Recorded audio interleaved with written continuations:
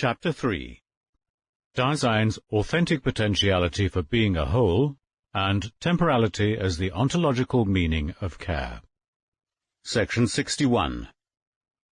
A preliminary sketch of the methodological step from the definition of Dasein's authentic being a whole to the laying bare of temporality as a phenomenon. An authentic potentiality for being a whole on the part of Dasein has been projected existentially. By analyzing this phenomenon, we have revealed that authentic being towards death is anticipation. Dasein's authentic potentiality for being, in its existentielle attestation, has been exhibited, and at the same time existentially interpreted as resoluteness. How are these two phenomena of anticipation and resoluteness to be brought together? Has not our ontological projection of the authentic potentiality for being a whole led us into a dimension of Dasein which lies far from the phenomenon of resoluteness? What can death and the concrete situation of taking action have in common? In attempting to bring resoluteness and anticipation forcibly together, are we not seduced into an intolerable and quite unphenomenological construction, for which we can no longer claim that it has the character of an ontological projection based upon the phenomena? Any superficial binding together of the two phenomena is excluded.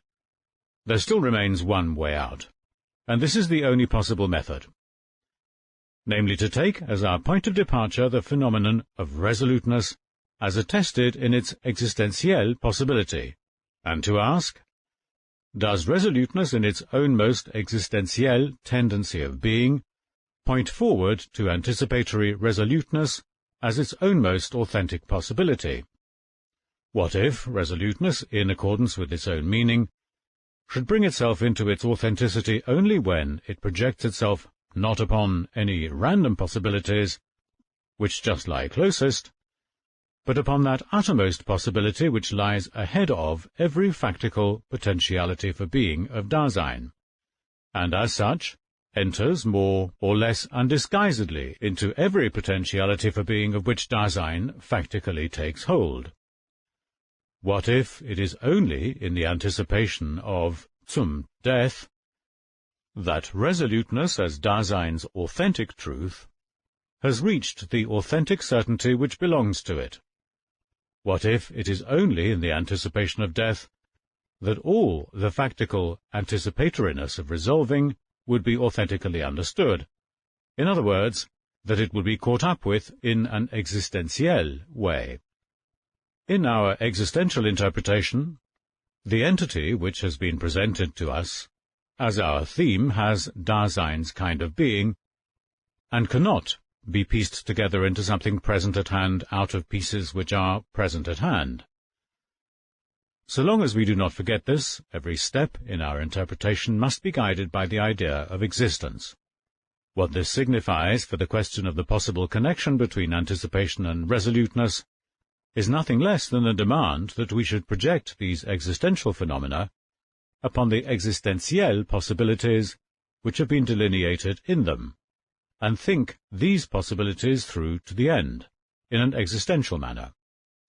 If we do this, the working out of anticipatory resoluteness as a potentiality for being a whole, such that this potentiality is authentic and is possible in an existentielle way, will lose the character of an arbitrary construction. It will have become a way of interpreting, whereby Dasein is liberated for its uttermost possibility of existence. In taking this step, the existential interpretation makes known at the same time its own most methodological character. Up till now, except for some remarks which were occasionally necessary, we have deferred explicit discussions of method. Our first task was to go forth towards the phenomena, but before laying bare the meaning of the being of an entity, which has been revealed in its basic phenomenal content, we must stop for a while in the course of our investigation, not for the purpose of resting, but so that we may be impelled the more keenly. Any genuine method is based on viewing in advance, in an appropriate way, the basic constitution of the object to be disclosed, or of the domain within which the object lies.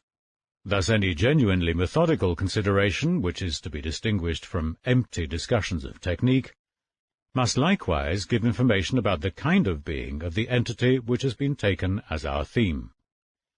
The clarification of the methodological possibilities, requirements, and limitations of the existential analytic in general can alone secure the transparency which is necessary if we are to take the basic step of unveiling the meaning of the being of care.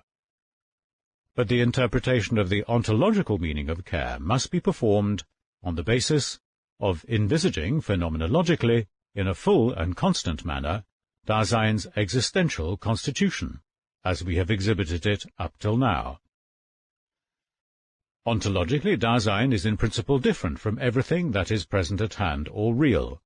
Its subsistence is not based on the substantiality of a substance, but on the self-subsistence of the existing self, whose being has been conceived as care. The phenomenon of the self, a phenomenon which is included in care, needs to be defined existentially in a way which is primordial and authentic, in contrast to our preparatory exhibition of the inauthentic they-self. Along with this, we must establish what possible ontological questions are to be directed towards the self, if indeed it is neither substance nor subject. In this way, the phenomenon of care will be adequately clarified for the first time, and we shall then interrogate it as to its ontological meaning. When this meaning has been determined, temporality will have been laid bare. In exhibiting this, we are not led into out-of-the-way and sequestered domains of Dasein. We merely get a conception of the entire phenomenal content of Dasein's basic existential constitution in the ultimate foundation of its own ontological intelligibility. Temporality gets experienced in a phenomenally primordial way in Dasein's authentic being a whole, in the phenomenon of anticipatory resoluteness. If temporality makes itself known primordially in this, then we may suppose that the temporality of anticipatory resoluteness is a distinctive mode of temporality. Temporality has different possibilities and different ways of temporalizing itself. The basic possibilities of existence, the authenticity and inauthenticity of Dasein, are grounded ontologically on possible temporalizations of temporality. If the ascendancy of the falling understanding of being as presence at hand, keeps Dasein far from the ontological character of its own being, it keeps it still farther from the primordial foundations of that being. So one must not be surprised if, at first glance, temporality does not correspond to that which is accessible to the ordinary understanding as time. Thus neither the way time is conceived in our ordinary experience of it, nor the problematic which arises from this experience, can function without examination as a criterion for the appropriateness of an interpretation of time. Rather, we must in our investigation make ourselves familiar beforehand with the primordial phenomenon of temporality, so that in terms of this we may cast light on the necessity, the source, and the reason for the dominion of the way it is ordinarily understood. The primordial phenomenon of temporality will be held secure by demonstrating that, if we have regard for the possible totality, unity, and development of those fundamental structures of Dasein which we have hitherto exhibited, these structures are all to be conceived as at bottom temporal, and as modes of the temporalizing of temporality. Thus, when temporality has been laid bare, there arises for the existential analytic the task of repeating our analysis of Dasein in the sense of interpreting its essential structures with regard to their temporality. The basic directions of the analyses thus required are prescribed by temporality itself.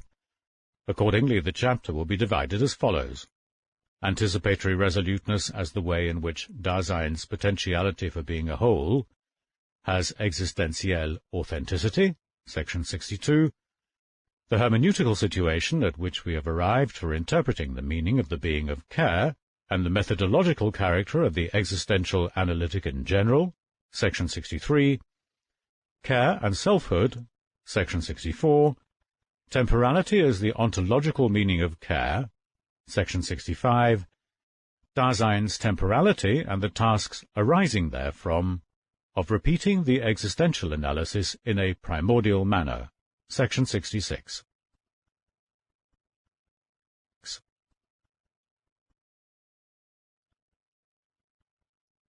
Section 62. Anticipatory resoluteness as the way in which Dasein's potentiality for being a whole has existentielle authenticity. When resoluteness has been thought through to the end in a way corresponding to its ownmost tendency of being, to what extent does it lead us to authentic being towards death? How are we to conceive the connection between wanting to have a conscience and Dasein's existentially projected, authentic potentiality for being a whole? Does welding these two together yield a new phenomenon? Or are we left with the resoluteness which is attested in its existentielle possibility? And can this resoluteness undergo an existentielle modalization through being towards death? What does it mean to think through to the end, existentially, the phenomenon of resoluteness? We have characterized resoluteness as a way of reticently projecting oneself upon one's ownmost being guilty, and exacting anxiety of oneself. Being guilty belongs to Dasein's being, and signifies the null being the basis of a nullity.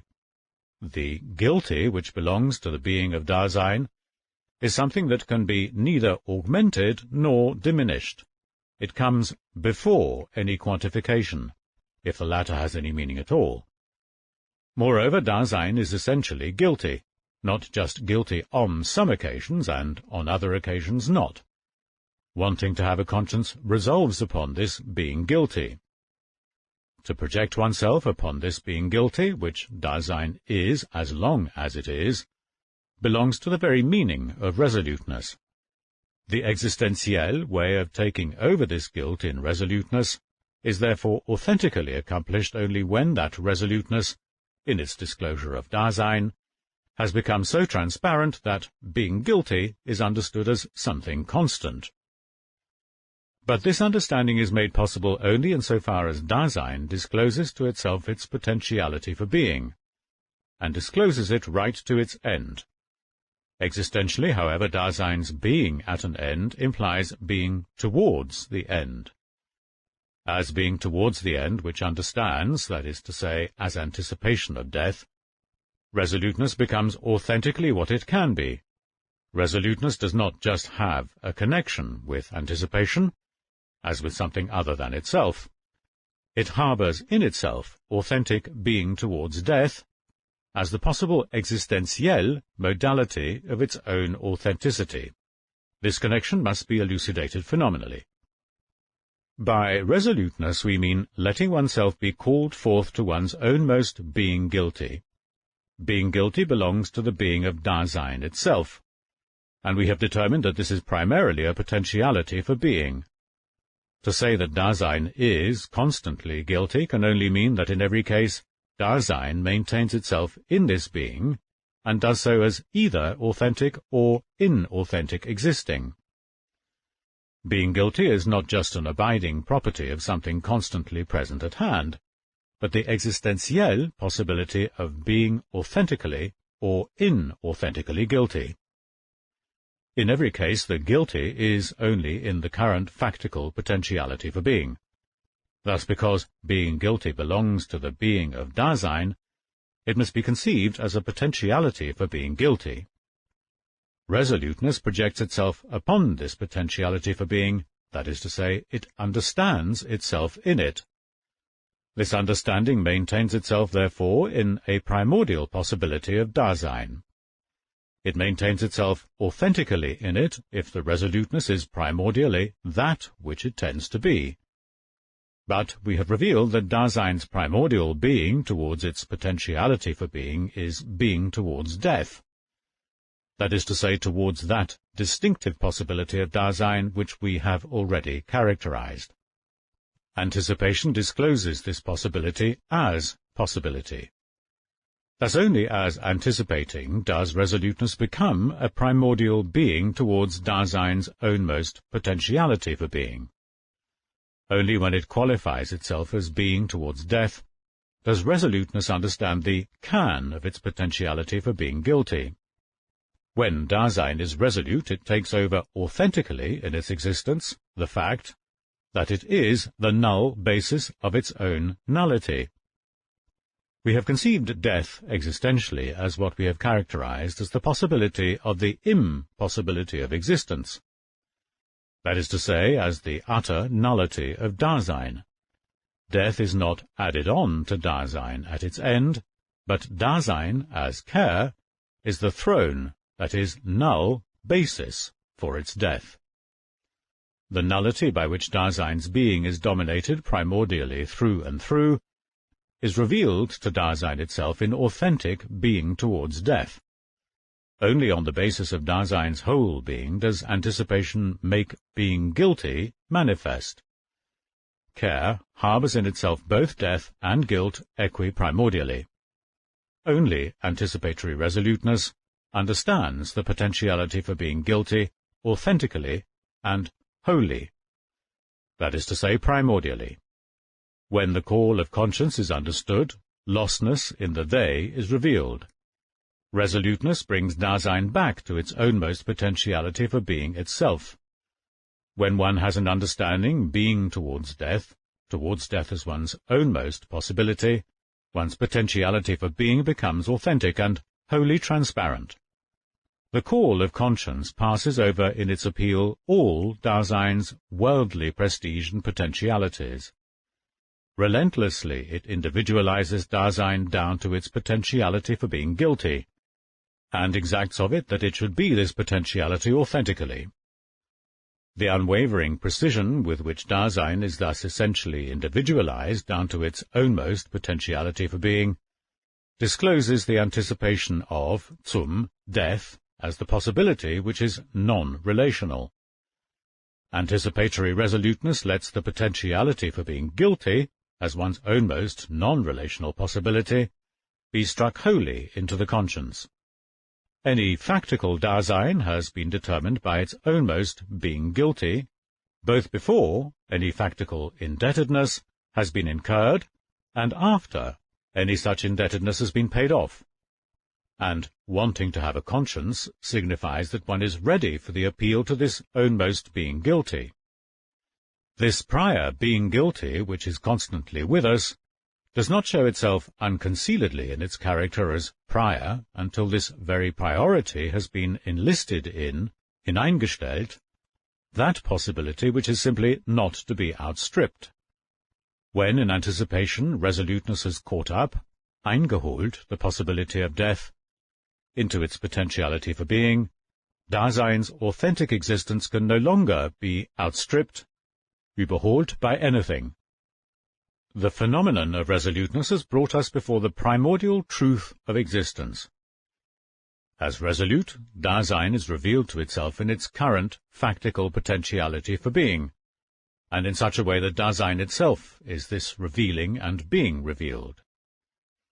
To any truth there belongs a corresponding holding for true. The explicit appropriating of what has been disclosed or discovered is being certain. The primordial truth of existence demands an equi-primordial being certain, in which one maintains oneself in what resoluteness discloses. It gives itself the current factical situation, and brings itself into that situation. The situation cannot be calculated in advance or presented like something present at hand which is waiting for someone to grasp it. It merely gets disclosed in a free resolving, which has not been determined beforehand, but is open to the possibility of such determination. What, then, does the certainty which belongs to such resoluteness signify? Such certainty must maintain itself in what is disclosed by the resolution. But this means that it simply cannot become rigid as regards the situation, but must understand that the resolution, in accordance with its own meaning as a disclosure, must be held open and free for the current factical possibility. The certainty of the resolution signifies that one holds oneself free for the possibility of taking it back, a possibility which is factically necessary. However, such holding for true in resoluteness, as the truth of existence, by no means lets us fall back into irresoluteness. On the contrary, this holding for true, as a resolute holding oneself free for taking back, is authentic resoluteness which resolves to keep repeating itself. Thus, in an existentiel manner, one's very lostness in irresoluteness gets undermined. The holding for true which belongs to resoluteness tends, in accordance with its meaning, to hold itself free constantly, that is, to hold itself free for Dasein's whole potentiality for being. This constant certainty is guaranteed to resoluteness only so that it will relate itself to that possibility of which it can be utterly certain. In its death, Dasein must simply take back everything. Since resoluteness is constantly certain of death, in other words, since it anticipates it, resoluteness thus attains a certainty which is authentic and whole. But Dasein is equiprimordially in the untruth. Anticipatory resoluteness gives Dasein at the same time the primordial certainty that it has been closed off. In anticipatory resoluteness, Dasein holds itself open for its constant lostness in the irresoluteness of the they, a lostness which is possible from the very basis of its own being. As a constant possibility of Dasein, irresoluteness is co-certain. When resoluteness is transparent to itself, it understands that the indefiniteness of one's potentiality for being is made definite only in a resolution as regards the current situation. It knows about the indefiniteness by which an entity that exists is dominated, through and through. But if this knowing is to correspond to authentic resoluteness, it must itself arise from an authentic disclosure. The indefiniteness of one's own potentiality for being, even when this potentiality has become certain in a resolution, is first made wholly manifest in being towards death. Anticipation brings Dasein face to face with a possibility which is constantly certain, but which at any moment remains indefinite as to when that possibility will become an impossibility. Anticipation makes it manifest that this entity has been thrown into the indefiniteness of its limit situation. When resolved upon the latter, Dasein gains its authentic potentiality for being a whole. The indefiniteness of death is primordially disclosed in anxiety. But this primordial anxiety strives to exact resoluteness of itself. It moves out of the way everything which conceals the fact that Dasein has been abandoned to itself. The nothing with which anxiety brings us face to face unveils the nullity by which Dasein, in its very basis, is defined, and this basis itself is as thrown us into death.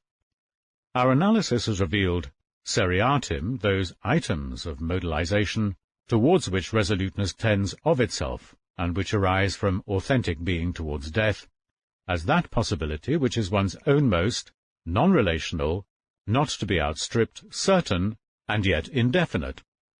Resoluteness is authentically and wholly what it can be only as anticipatory resoluteness. But on the other hand, in our interpretation of the connection between resoluteness and anticipation, we have first reached a full existential understanding of anticipation itself. Hitherto this could amount to no more than an ontological projection. We have now shown that anticipation is not just a fictitious possibility, which we have forced upon Dasein.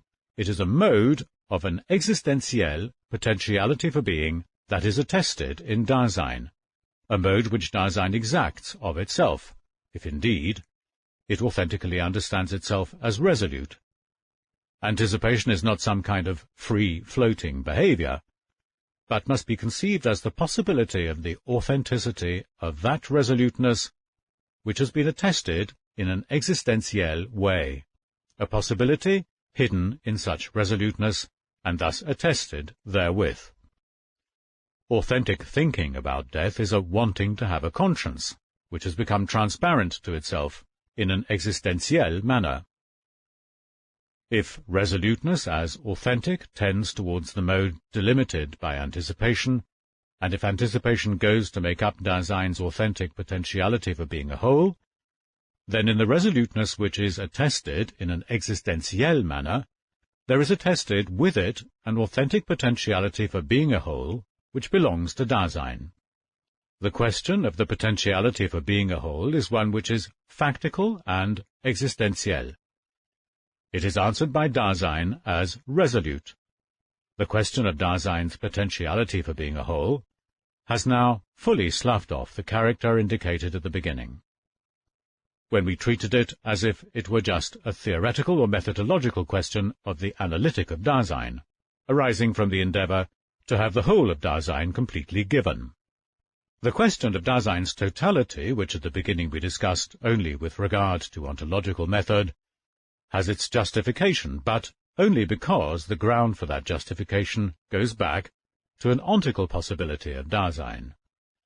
By thus casting light upon the connection between anticipation and resoluteness in the sense of the possible modalization of the latter by the former, we have exhibited as a phenomenon an authentic potentiality for being a whole which belongs to Dasein.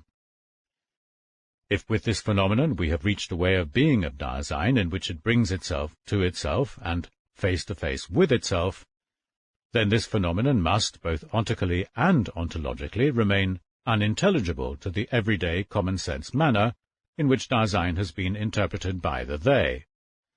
It would be a misunderstanding to shove this existentiel possibility aside as unproved or to want to prove it theoretically. Yet the phenomenon needs to be protected against the grossest perversions. Anticipatory resoluteness is not a way of escape, fabricated for the overcoming of death.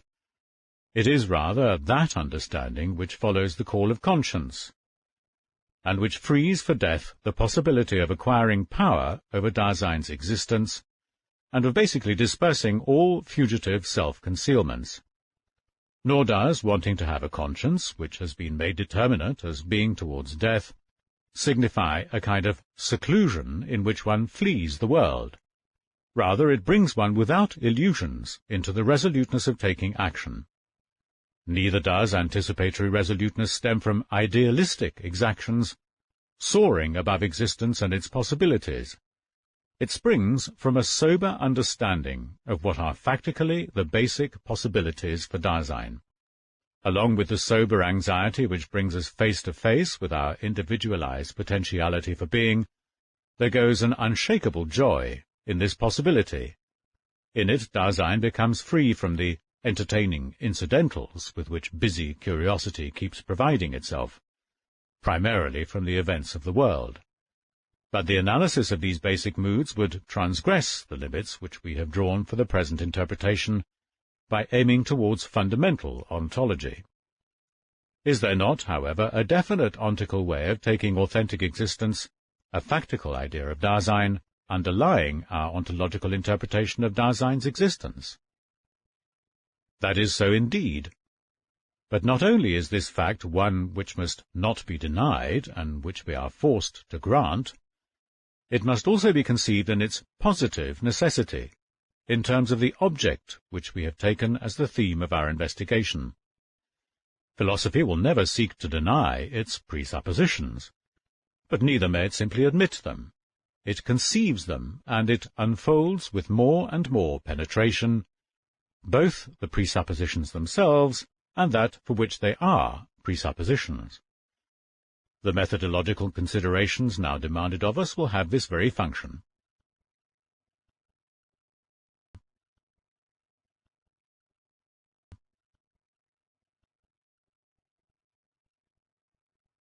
Section 63. The hermeneutical situation at which we have arrived for interpreting the meaning of the being of care, and the methodological character of the existential analytic in general.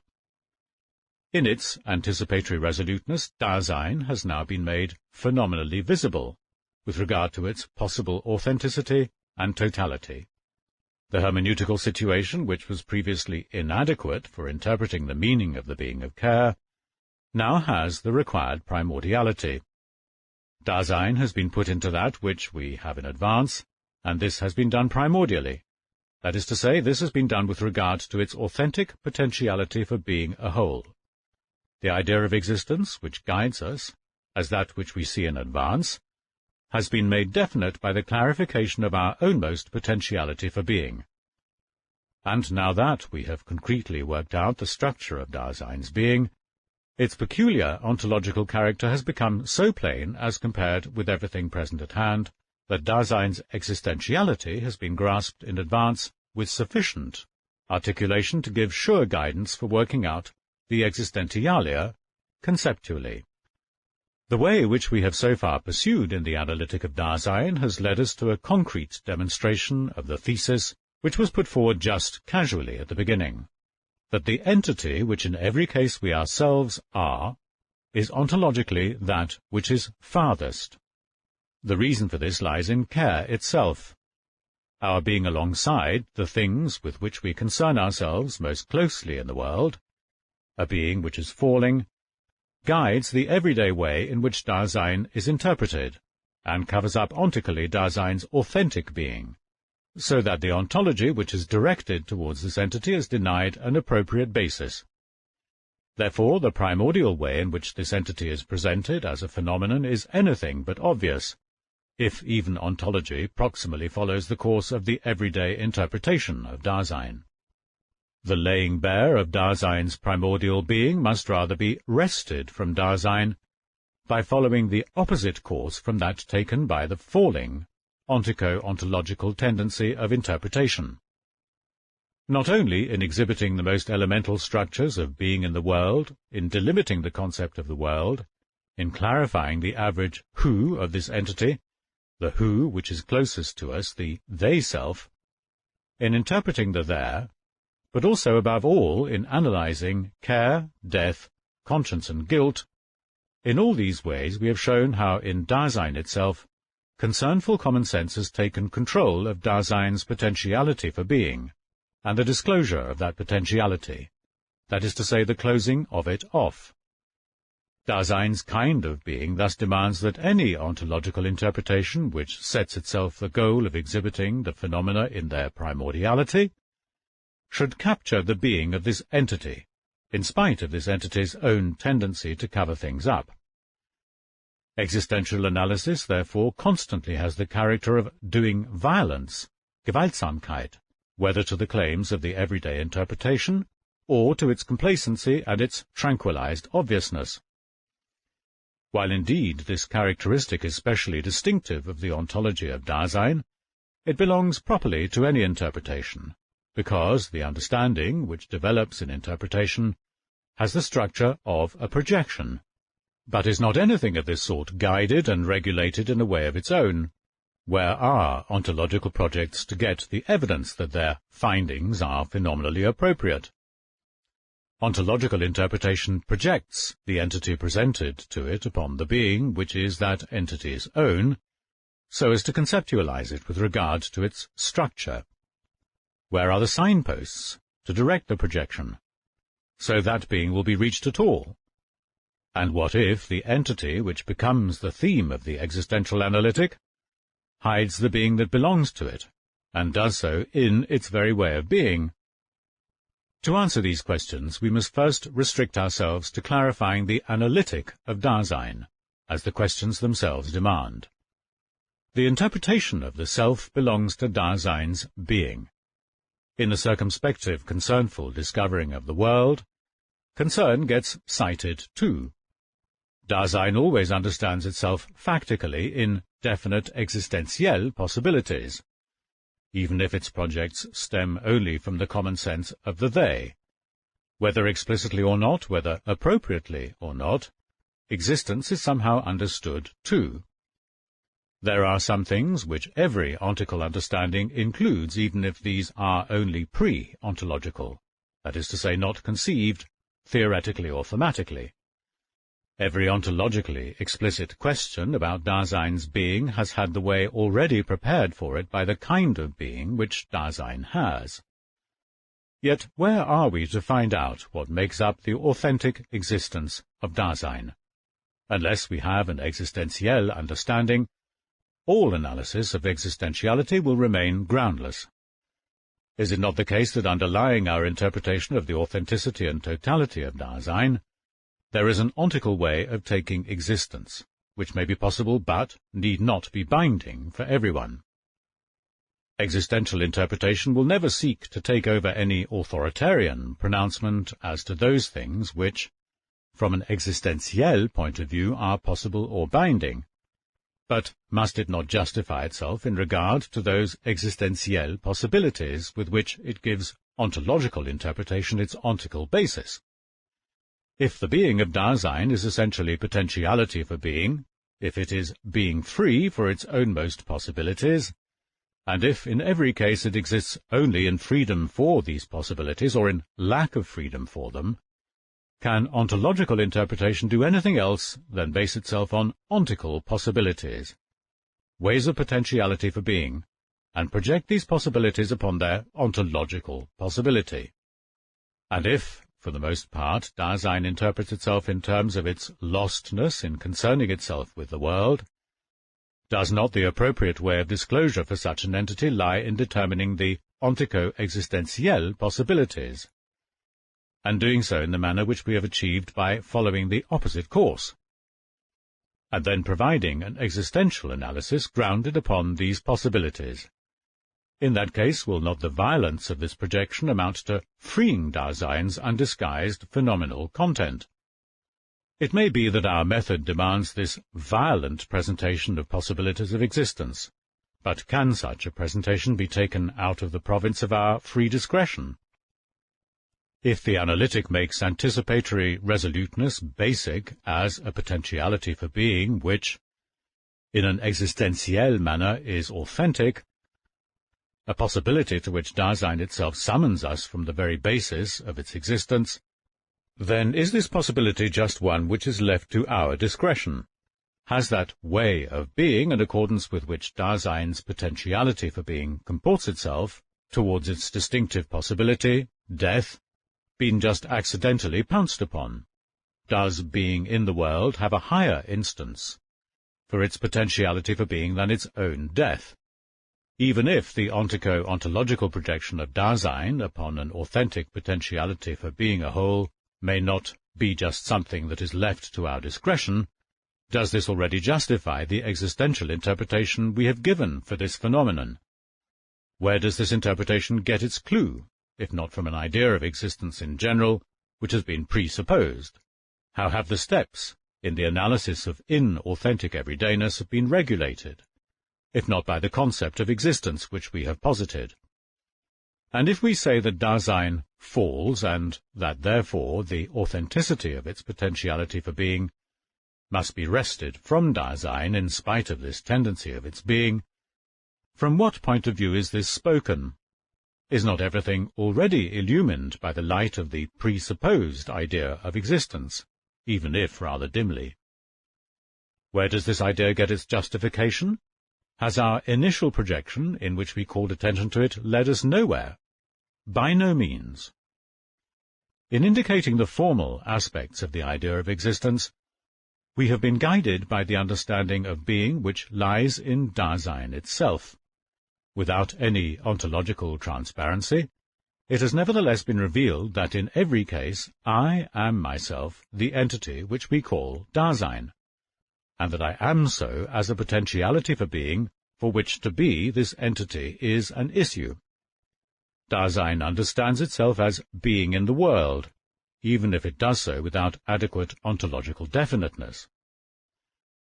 Being thus, it encounters entities which have the kind of being of what is ready to hand and present at hand. No matter how far removed from an ontological concept the distinction between existence and reality may be, no matter even if Dasein proximally understands existence as reality, Dasein is not just present at hand, but has already understood itself, however mythical or magical the interpretation which it gives may be. For otherwise Dasein would never live in a myth, and would not be concerned with magic in ritual and cult. The idea of existence which we have posited gives us an outline of the formal structure of the understanding of Dasein, and does so in a way which is not binding from an existentiel point of view. Under the guidance of this idea, the preparatory analysis of the everydayness that lies closest to us has been carried out as far as the first conceptual definition of care. This latter phenomenon has enabled us to get a more precise grasp of existence and of its relations to facticity and falling, and defining the structure of care has given us a basis on which to distinguish ontologically between existence and reality for the first time. This has led us to the thesis that the substance of man is existence. Yet even in this formal idea of existence, which is not binding upon us in an existentiel way, there already lurks a definite, though unpretentious, ontological content, which, like the idea of reality, which has been distinguished from this, presupposes an idea of being in general. Only within the horizon of this idea of being can the distinction between existence and reality be accomplished. Surely in both of them what we have in view is being. But if we are to obtain an ontologically clarified idea of being in general, must we not do so by first working out that understanding of being which belongs to Dasein? This understanding, however, is to be grasped primordially only on the basis of a primordial interpretation of Dasein, in which we take the idea of existence as our clue. Does it not then become altogether patent in the end that this problem of fundamental ontology which we have broached is one which moves in a circle? We have indeed already shown, in analyzing the structure of understanding in general, that what gets censured inappropriately as a circle belongs to the essence and to the distinctive character of understanding as such. In spite of this, if the problematic of fundamental ontology is to have its hermeneutical situation clarified, our investigation must now come back explicitly to this circular argument. When it is objected that the existential interpretation is circular, it is said that we have presupposed the idea of existence and of being in general, and that Dasein gets interpreted accordingly, so that the idea of being may be obtained from it. But what does presupposition signify? In positing the idea of existence, do we also posit some proposition from which we deduce further propositions about the being of Dasein, in accordance with formal rules of consistency?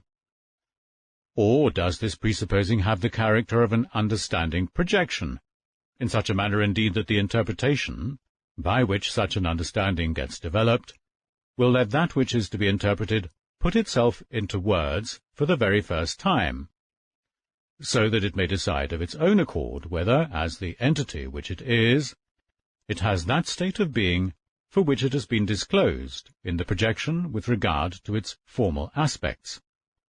Is there any other way at all by which an entity can put itself into words with regard to its being? We cannot ever avoid a circular proof in the existential analytic, because such an analytic does not do any proving at all by the rules of the logic of consistency. What common sense wishes to eliminate in avoiding this circle, on the supposition that it is measuring up to the loftiest rigor of scientific investigation, is nothing less than the basic structure of care. Because it is primordially constituted by care, any Dasein is already ahead of itself. As being, it has, in every case, already projected itself upon definite possibilities of its existence, and in such existentiel projections it has, in a pre-ontological manner, also projected something like existence and being. Like all research, the research which wants to develop and conceptualize that kind of being which belongs to existence is itself a kind of being which disclosive Dasein possesses. Can such research be denied this projecting, which is essential to Dasein? Yet the charge of circularity itself comes from a kind of being which belongs to Dasein. Something like a projection, even an ontological one, still remains for the common sense of our concernful absorption in the they, but it necessarily seems strange to us because common sense barricades itself against it on principle. Common sense concerns itself, whether theoretically or practically, only with entities which can be surveyed at a glance, circumspectively. What is distinctive in common sense is that it has in view only the experiencing of factual entities, in order that it may be able to rid itself of an understanding of being. It fails to recognize that entities can be experienced factually only when being is already understood, even if it has not been conceptualized. Common sense misunderstands understanding, and therefore common sense must necessarily pass off as violent anything that lies beyond the reach of its understanding, or any attempt to go out so far.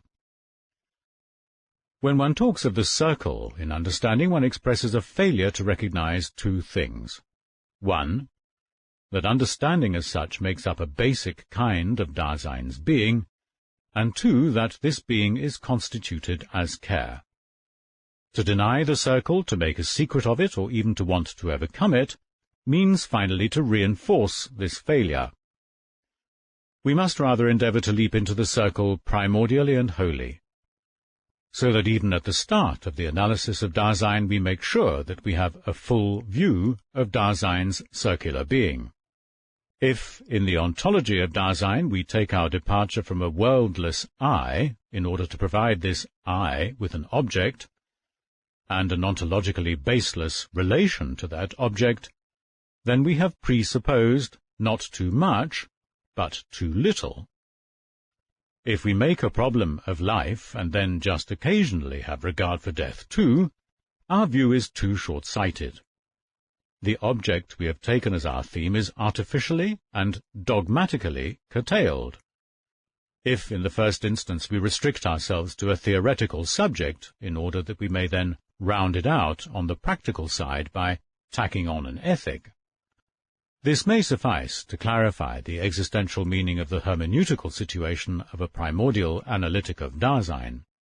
By exhibiting anticipatory resoluteness, we have brought Dasein before us with regard to its authentic totality, so that we now have it in advance.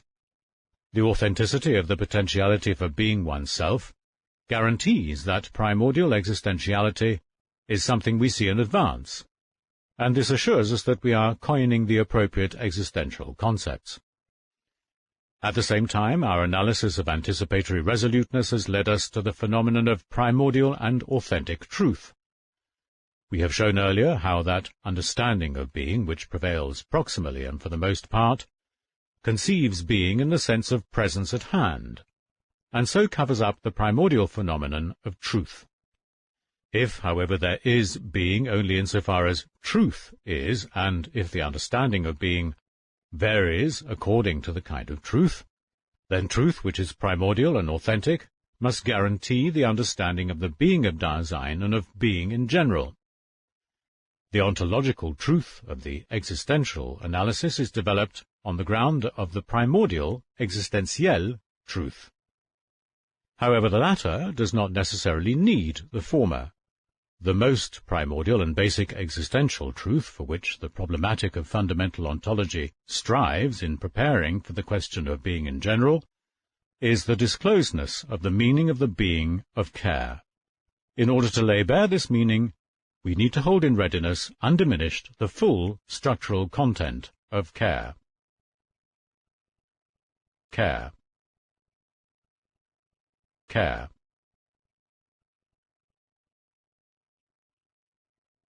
Section 64. Care and Selfhood.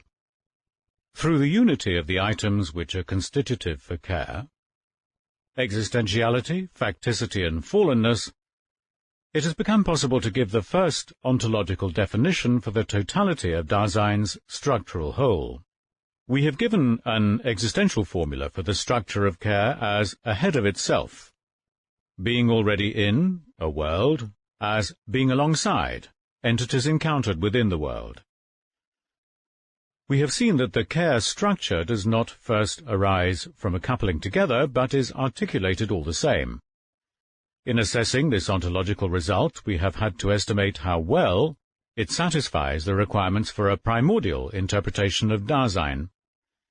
The upshot of these considerations has been that neither the whole of Dasein nor its authentic potentiality for being has ever been made a theme. The structure of care, however, seems to be precisely where the attempt to grasp the whole of Dasein as a phenomenon has foundered. The ahead of itself presented itself as a not yet, but when the ahead of itself, which had been characterized as something still outstanding, was considered in genuinely existential manner, it revealed itself as being towards the end, something which in the depths of its being every Dasein is. We made it plain at the same time that in the call of conscience, care summons Dasein towards its ownmost potentiality for being. When we came to understand in a primordial manner how this appeal is understood, we saw that the understanding of it manifests itself as anticipatory resoluteness, which includes an authentic potentiality for being a whole, a potentiality of Dasein. Thus the care structure does not speak against the possibility of being a whole, but is the condition for the possibility of such an existentiel potentiality for being. In the course of these analyses it became plain that the existential phenomena of death, conscience and guilt are anchored in the phenomenon of care. The totality of the structural whole has become even more richly articulated, and because of this the existential question of the unity of this totality has become still more urgent. How are we to conceive this unity? How can Dasein exist as a unity in the ways and possibilities of its being, which we have mentioned? Manifestly it can so exist only in such a way that it is itself, this being, in its essential possibilities. Then in each case I am this entity. The I seems to hold together the totality of the structural whole. In the ontology of this entity, the I and the self have been conceived from the earliest times as the supporting ground, as substance or subject. Even in its preparatory characterization of everydayness, our analytic has already come up against the question of Dasein's who.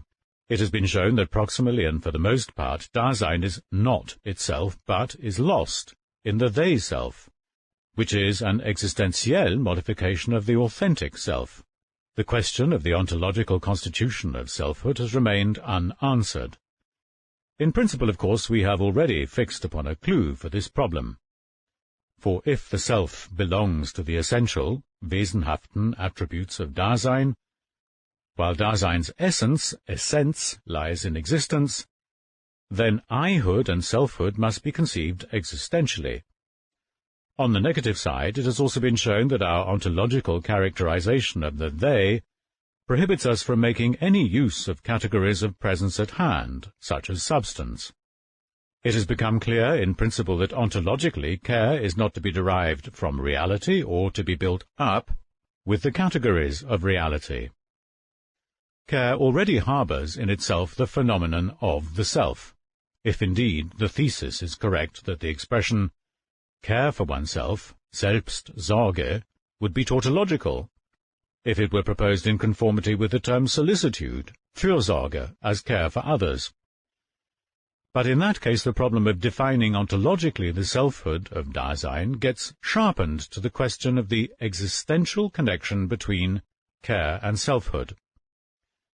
To clarify the existentiality of the self, we take as our natural point of departure Dasein's everyday interpretation of the self. In saying I, Dasein expresses itself about itself. It is not necessary that in doing so Dasein should make any utterance. With the I, this entity has itself in view. The content of this expression is regarded as something utterly simple. In each case, it just stands for me, and nothing further. Also, this I, as something simple, is not an attribute of other things. It is not itself a predicate, but the absolute subject. What is expressed and what is addressed in saying I is always met as the same persisting something. The characteristics of simplicity, substantiality, and personality which Kant, for instance, made the basis for his doctrine of the paralogisms of pure reason, arise from a genuine pre-phenomenological experience. The question remains whether that which we have experienced ontically in this way may be interpreted ontologically with the help of the categories mentioned. Kant, indeed, in strict conformity with the phenomenal content given in saying I, shows that the ontical theses about the soul substance which have been inferred, erschlossenen, from these characteristics, are without justification. But in so doing he merely rejects a wrong ontical explanation of the I. He has by no means achieved an ontological interpretation of selfhood, nor has he even obtained some assurance of it and made positive preparation for it.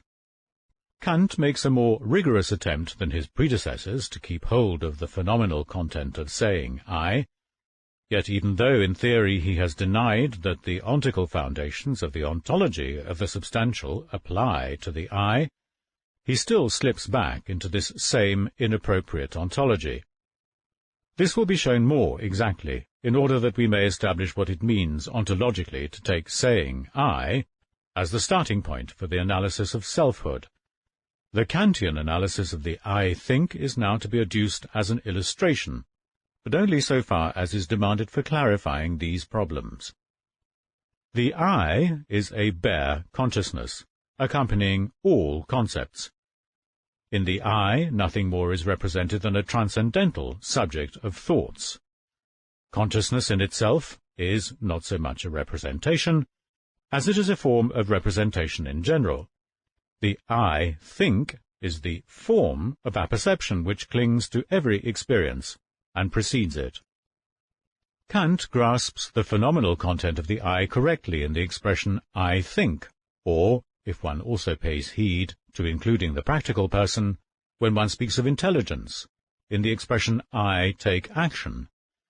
In Kant's sense, we must take saying I as saying I think.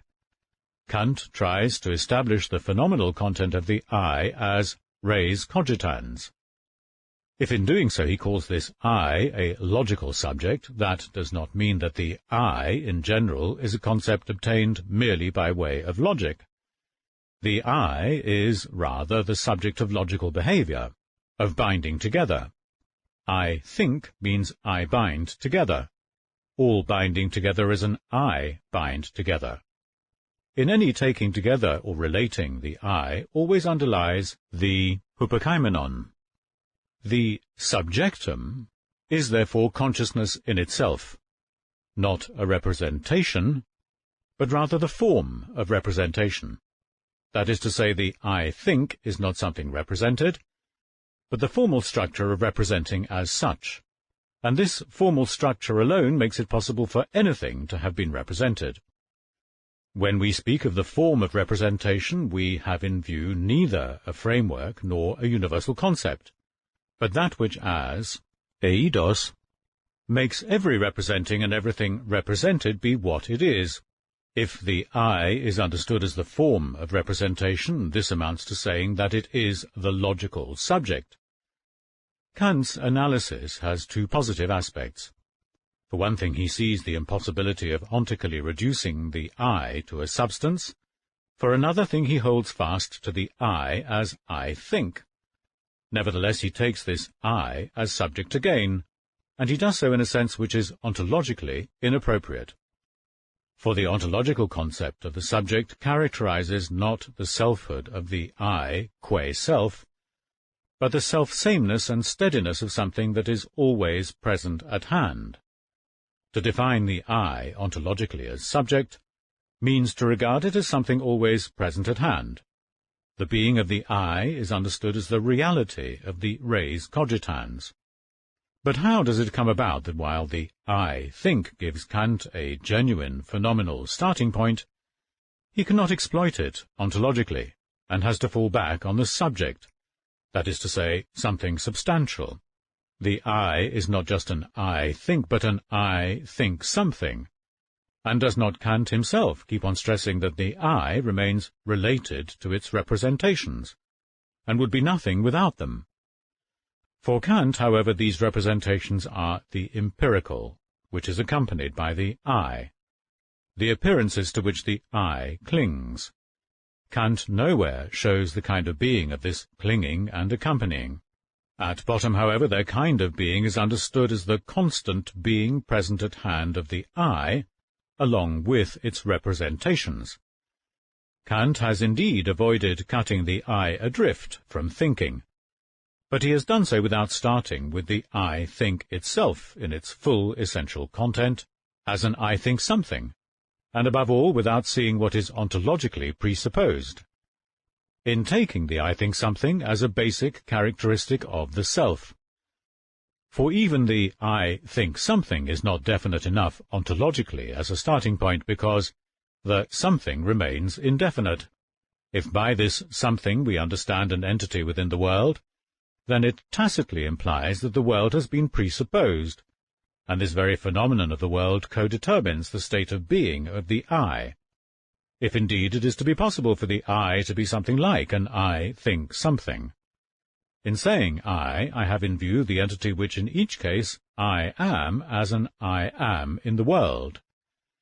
Kant did not see the phenomenon of the world and was consistent enough to keep the representations apart from the a priori content of the I think. But, as a consequence, the I was again forced back to an isolated subject, accompanying representations in a way which is ontologically quite indefinite. In saying I, Dasein expresses itself as being in the world. But does saying I in the everyday manner have itself in view as being in the world, in der Welt seiend? Here we must make a distinction. When saying I, Dasein surely has in view the entity which in every case it is itself. The everyday interpretation of the self, however, has a tendency to understand itself in terms of the world with which it is concerned. When Dasein has itself in view ontically, it fails to see itself in relation to the kind of being of that entity which it is itself. And this holds especially for the basic state of Dasein, being in the world. What is the motive for this fugitive way of saying I? It is motivated by Dasein's falling. For as falling, it flees in the face of itself into the they. When the I talks in the natural manner, this is performed by the they self. What expresses itself in the I is that self which, proximally and for the most part, I am not authentically. When one is absorbed in the everyday multiplicity and the rapid succession, sich jagen, of that with which one is concerned, the self of the self-forgetful, I am concerned, shows itself as something simple which is constantly self-same but indefinite and empty. Yet one is that with which one concerns oneself.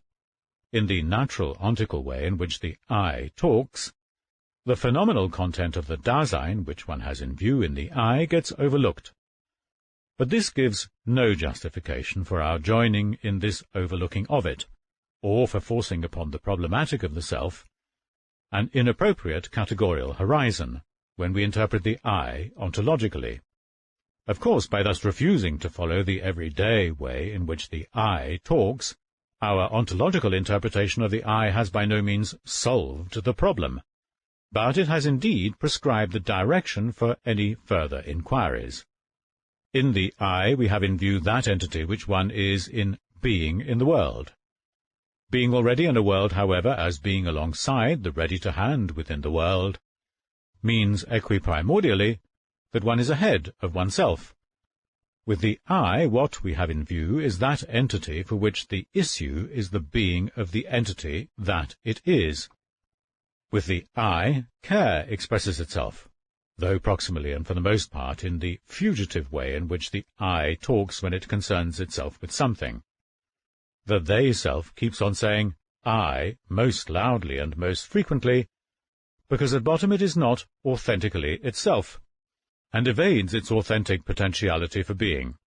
If the ontological constitution of the self is not to be traced back either to an I substance or to a subject, but if, on the contrary, the everyday fugitive way in which we keep on saying I must be understood in terms of our authentic potentiality for being, then the proposition that the self is the basis of care and constantly present at hand is one that still does not follow.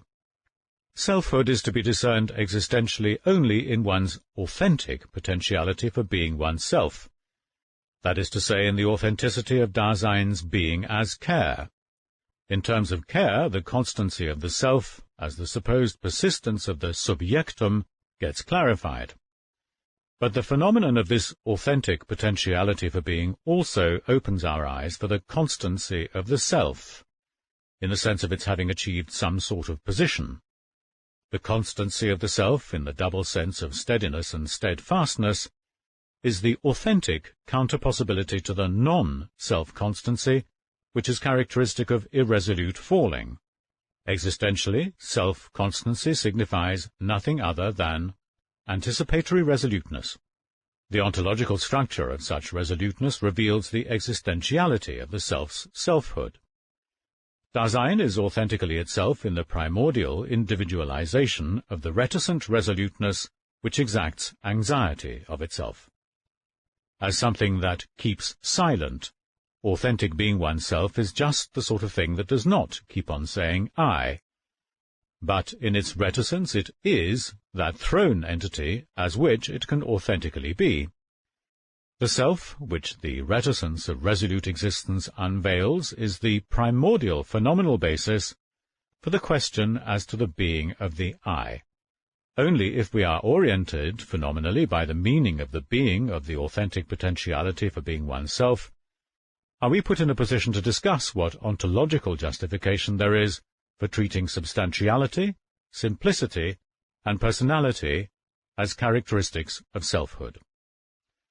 In the prevalent way of saying I, it is constantly suggested that what we have in advance is a self-thing, persistently present at hand. The ontological question of the being of the self must turn away from any such suggestion. Care does not need to be founded in a self, but existentiality, as constitutive for care, provides the ontological constitution of Dasein's self-constancy, to which there belongs, in accordance with the full structural content of care, its being fallen factically into non-self-constancy. When fully conceived, the care structure includes the phenomenon of selfhood. This phenomenon is clarified by interpreting the meaning of care, and it is as care that Dasein's totality of being has been defined.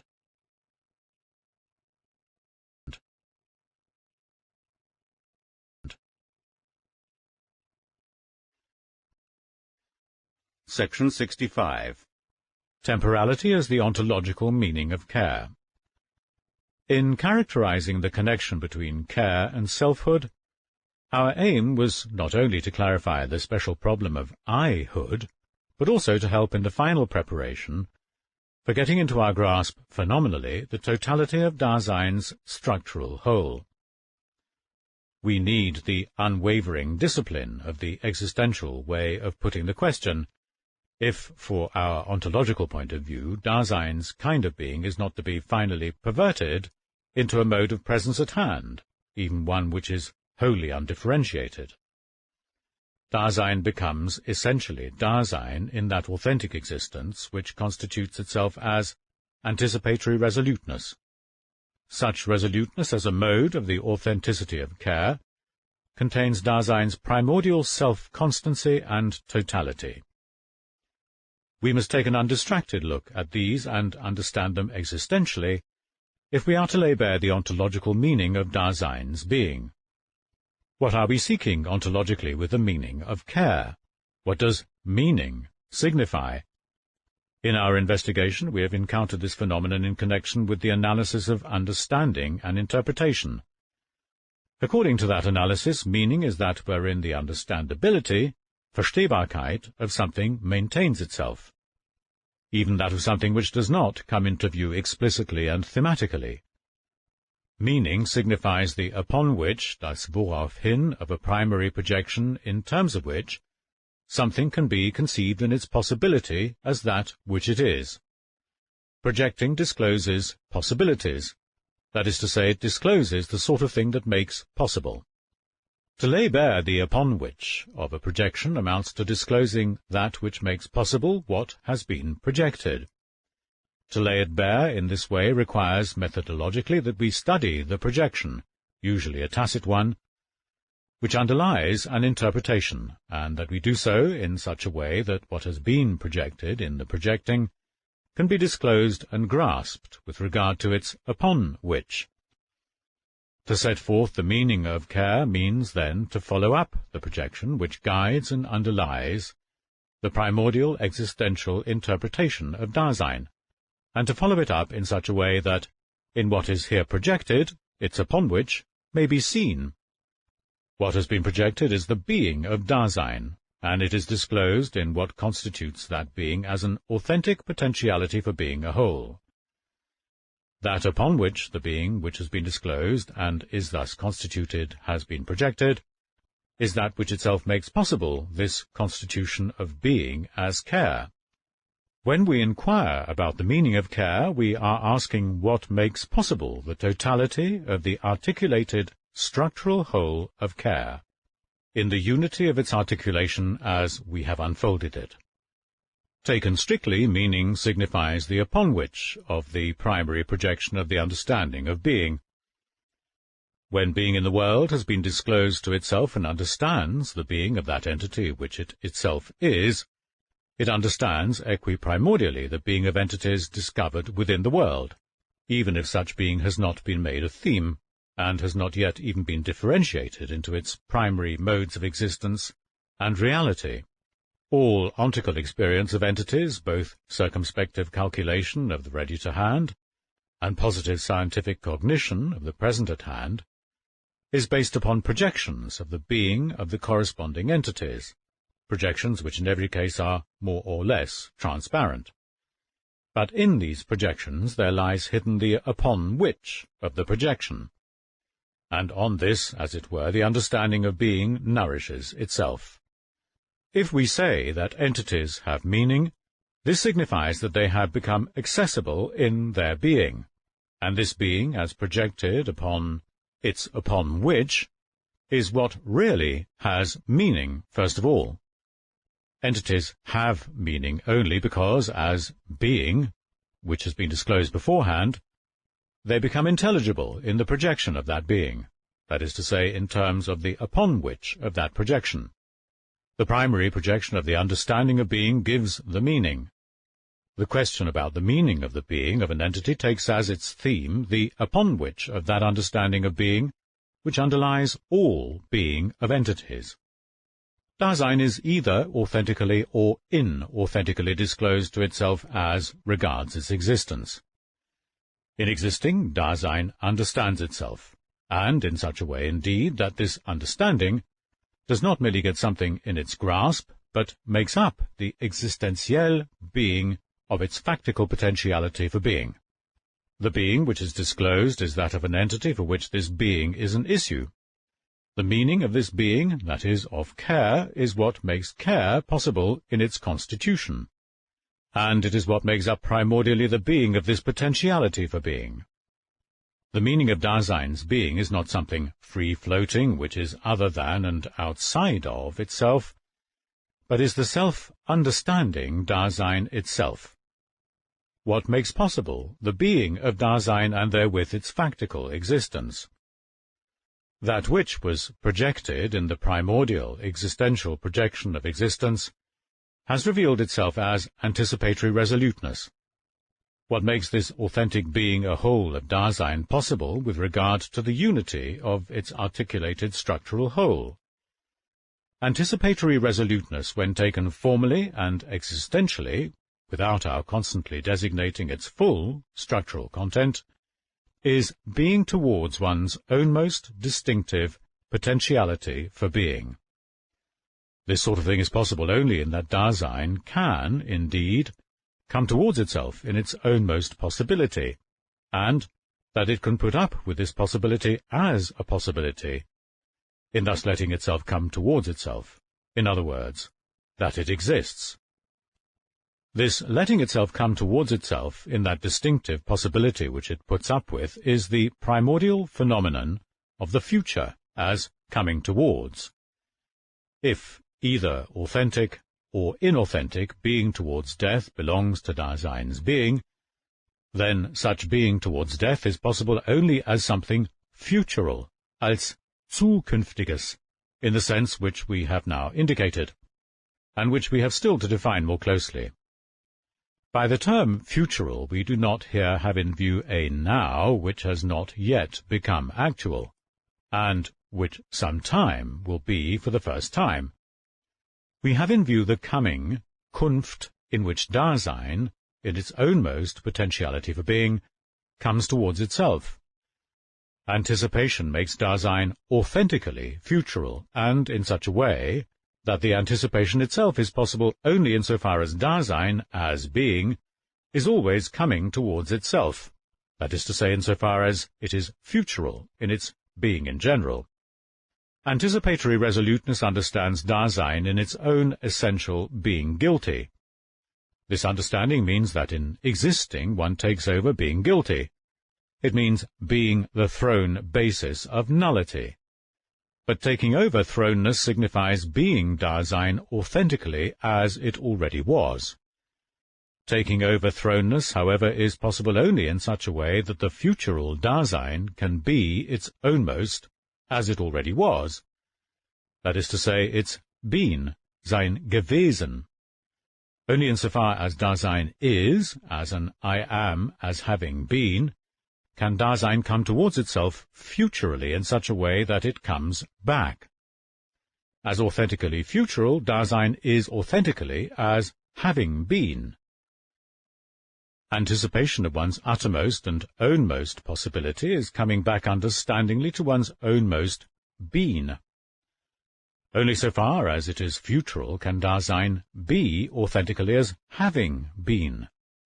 The character of having been arises in a certain way from the future.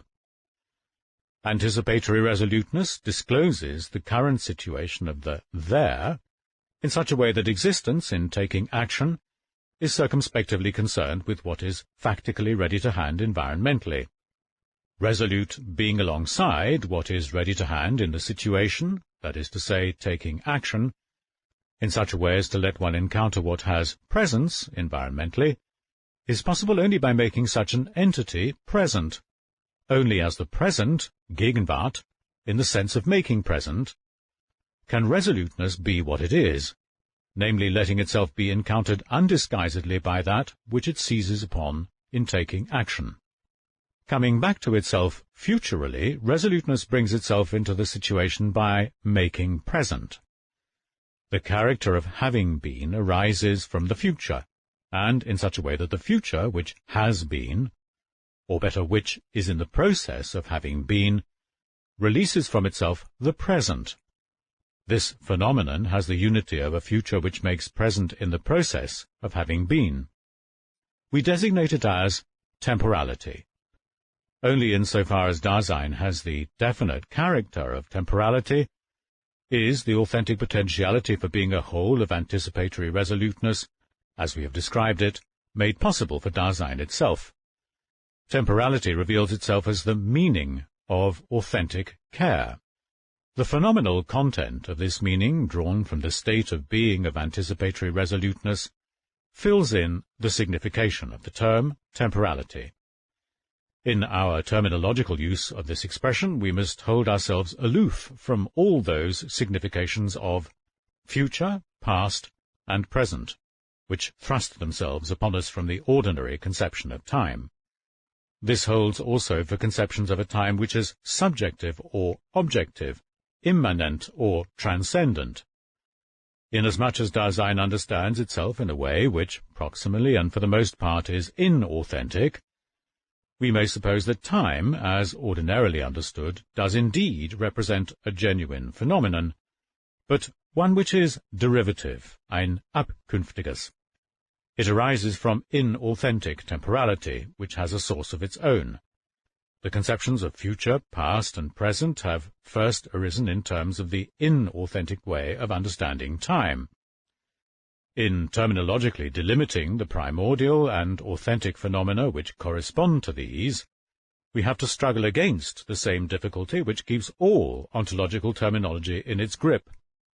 When violences are done in this field of investigation, they are not arbitrary, but have a necessity grounded in the facts.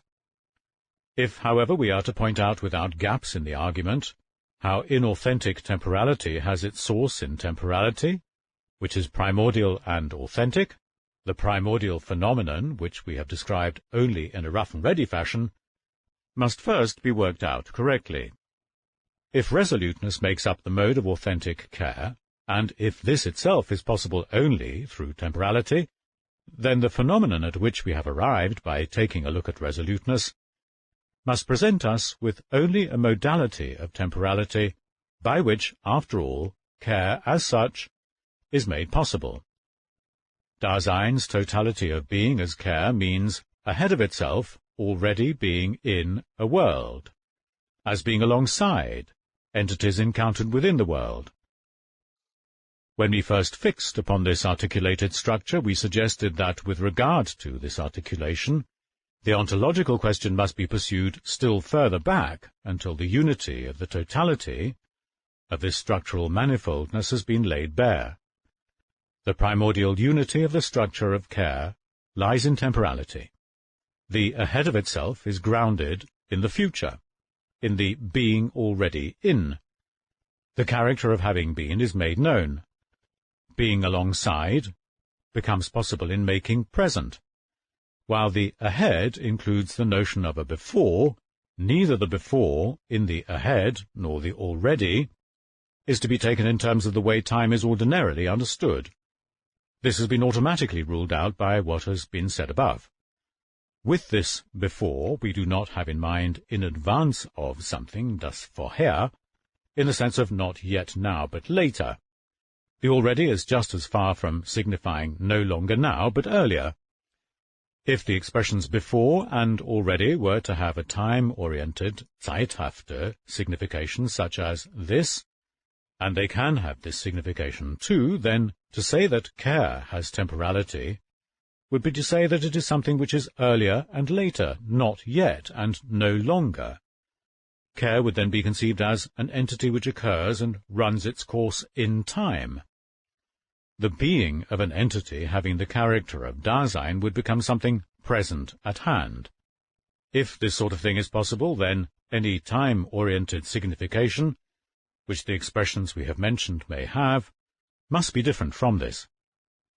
The before and the ahead indicate the future as of a sort which would make it possible for Dasein to be such that its potentiality for being is an issue.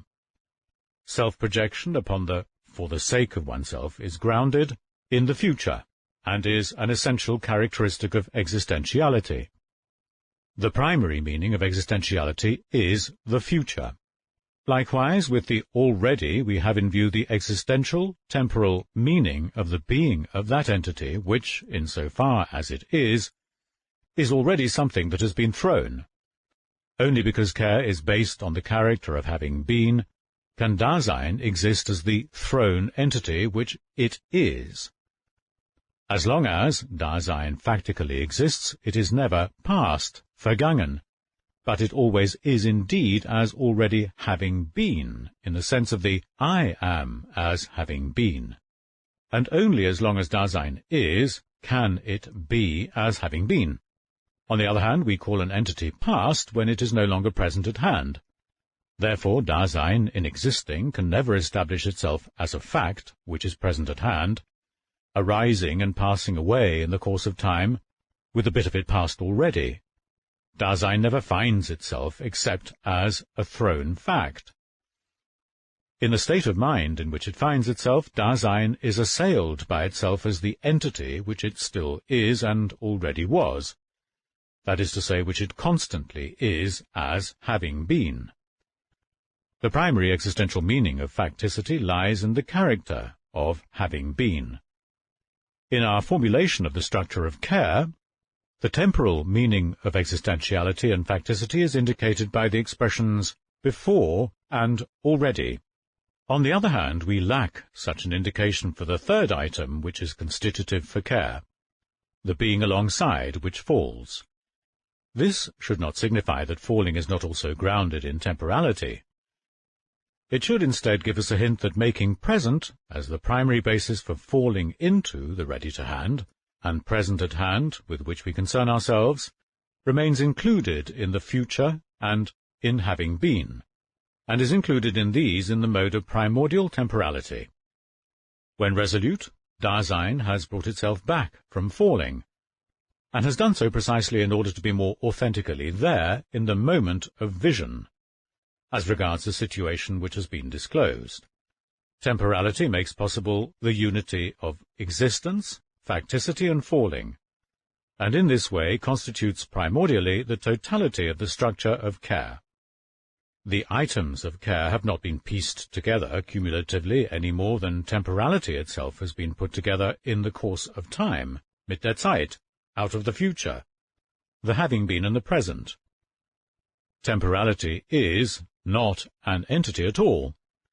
It is not, but it temporalizes itself. Nevertheless, we cannot avoid saying, temporality is the meaning of care. Temporality is defined in such and such a way.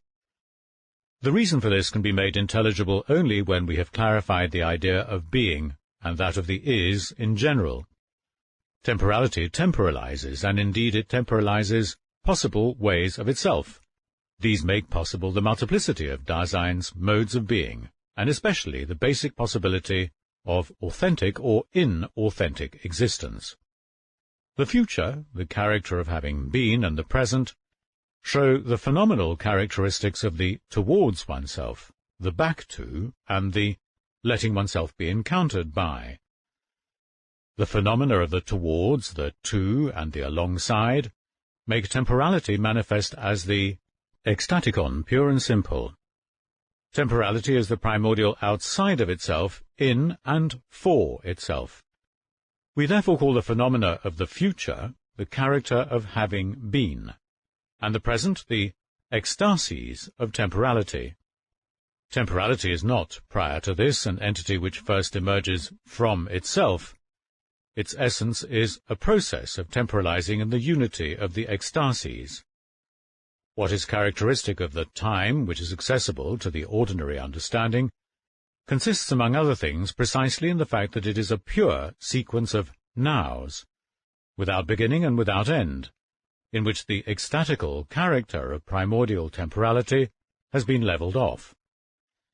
But this very levelling off, in accordance with its existential meaning, is grounded in the possibility of a definite kind of temporalizing, in conformity with which temporality temporalizes as inauthentic the kind of time we have just mentioned. If, therefore, we demonstrate that the time which is accessible to Dasein's common sense is not primordial, but arises rather from authentic temporality, then, in accordance with the principle a potiori fit denominatio, we are justified in designating as primordial time the temporality which we have now laid bare. In enumerating the ecstasies, we have always mentioned the future first. We've done this to indicate that the future has a priority in the ecstatical unity of primordial and authentic temporality. This is so even though temporality does not first arise through a cumulative sequence of the ecstasies, but in each case temporalizes itself in their equiprimordiality. But within this equiprimordiality the modes of temporalizing are different. The difference lies in the fact that the nature of the temporalizing can be determined primarily in terms of the different ecstasies. Primordial and authentic temporality temporalizes itself in terms of the authentic future, and in such a way that in having been futurally, it first of all awakens the present. The primary phenomenon of primordial and authentic temporality is the future. The priority of the future will vary according to the ways in which the temporalizing of inauthentic temporality itself is modified, but it will still come to the fore even in the derivative kind of time.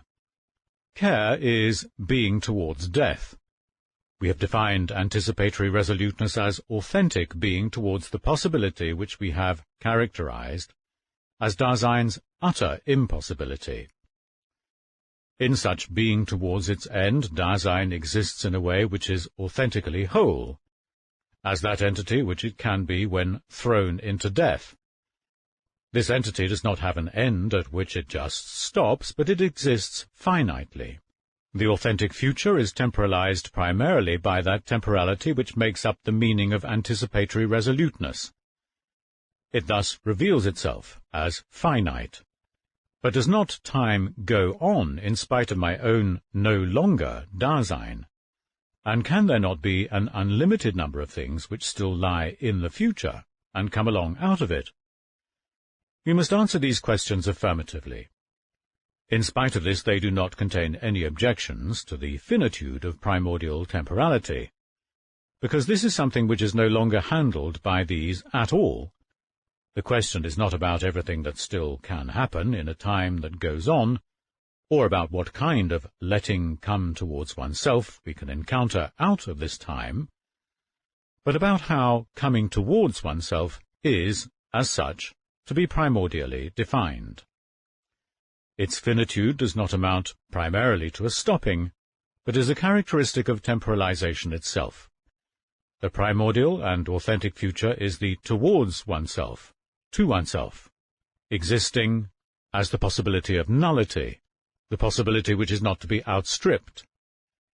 The ecstatical character of the primordial future lies precisely in the fact that the future closes one's potentiality for being. That is to say, the future itself is closed to one, and as such it makes possible the resolute existentiel understanding of nullity. Primordial and authentic coming towards oneself is the meaning of existing in one's ownmost nullity.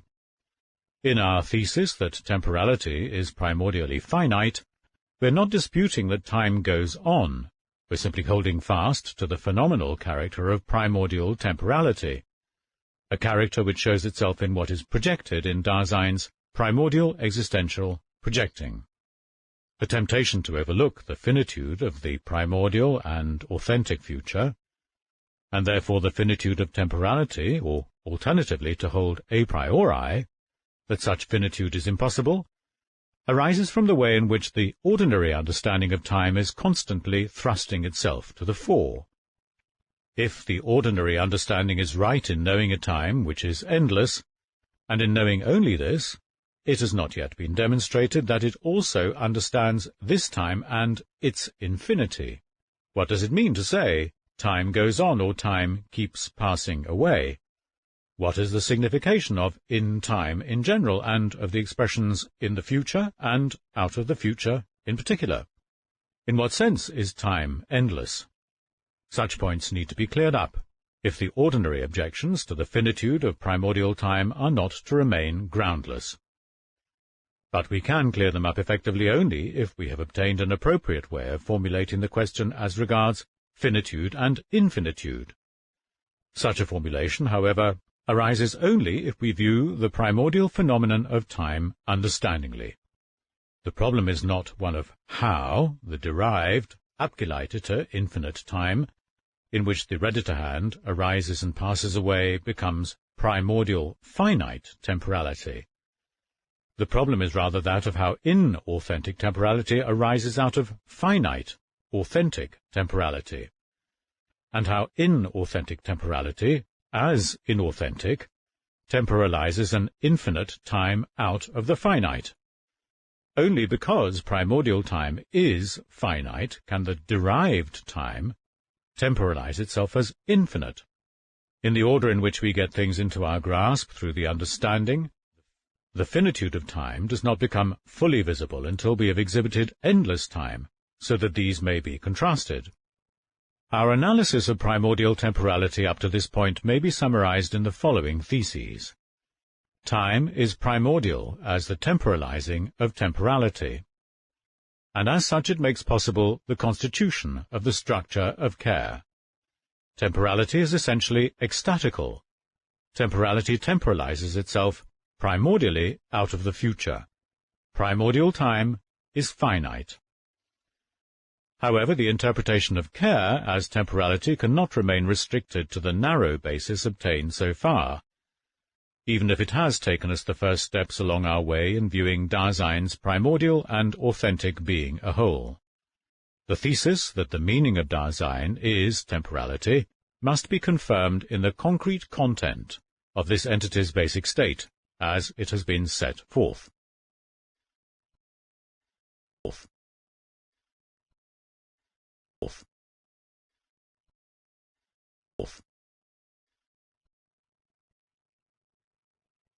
Section 66. Dasein's temporality and the tasks arising therefrom of repeating the existential analysis in a more primordial manner. Not only does the phenomenon of temporality which we have laid bare demand a more widely ranging confirmation of its constitutive power, but only through such confirmation will it itself come into view as regards the basic possibilities of temporalizing. The demonstration of the possibility of Dasein's state of being on the basis of temporality will be designated in brief, though only provisionally, as the temporal interpretation. Our next task is to go beyond the temporal analysis of Dasein's authentic potentiality for being a whole, and a general characterization of the temporality of care, so that Dasein's inauthenticity may be made visible in its own specific temporality. Temporality first showed itself in anticipatory resoluteness. This is the authentic mode of discloseness, though discloseness maintains itself for the most part in the inauthenticity with which the they fallingly interprets itself. In characterizing the temporality of discloseness in general, we are led to the temporal understanding of that concernful being in the world which lies closest to us, and therefore of the average undifferentiatedness of Dasein, from which the existential analytic first took its start. We have called Dasein's average kind of being, in which it maintains itself, proximally and for the most part, everydayness. By repeating the earlier analysis, we must reveal everydayness in its temporal meaning, so that the problematic included in temporality may come to light, and the seemingly obvious character of the preparatory analyses may completely disappear. Indeed, confirmation is to be found for temporality in all the essential structures of Dasein's basic constitution. Yet this will not lead to running through our analyses again superficially and schematically in the same sequence of presentation. The course of our temporal analysis is directed otherwise. It is to make plainer the interconnection of our earlier considerations and to do away with whatever is accidental and seemingly arbitrary. Beyond these necessities of method, however, the phenomenon itself gives us motives which compel us to articulate our analysis in a different way when we repeat it. The ontological structure of that entity which in each case I myself am centers in the self-subsistence, Selbstständigkeit of existence. Because the self cannot be conceived either as substance or as subject, but is grounded in existence, our analysis of the inauthentic self, the they, has been left wholly in tow of the preparatory interpretation of Dasein. Now that selfhood has been explicitly taken back into the structure of care, and therefore of temporality, the temporal interpretation of self-constancy and non-self-constancy acquires an importance of its own. This interpretation needs to be carried through separately and thematically. However, it not only gives us the right kind of insurance against the paralogisms and against ontologically inappropriate questions about the being of the I in general, but it provides at the same time, in accordance with its central function, a more primordial insight into the temporalization structure of temporality, which reveals itself as the historicality of Dasein. The proposition Dasein is historical is confirmed as a fundamental existential ontological assertion. This assertion is far removed from the mere ontical establishment of the fact that Dasein occurs in a world history. But the historicality of Dasein is the basis for a possible kind of historiological understanding, which in turn carries with it the possibility of getting a special grasp of the development of historiology as a science.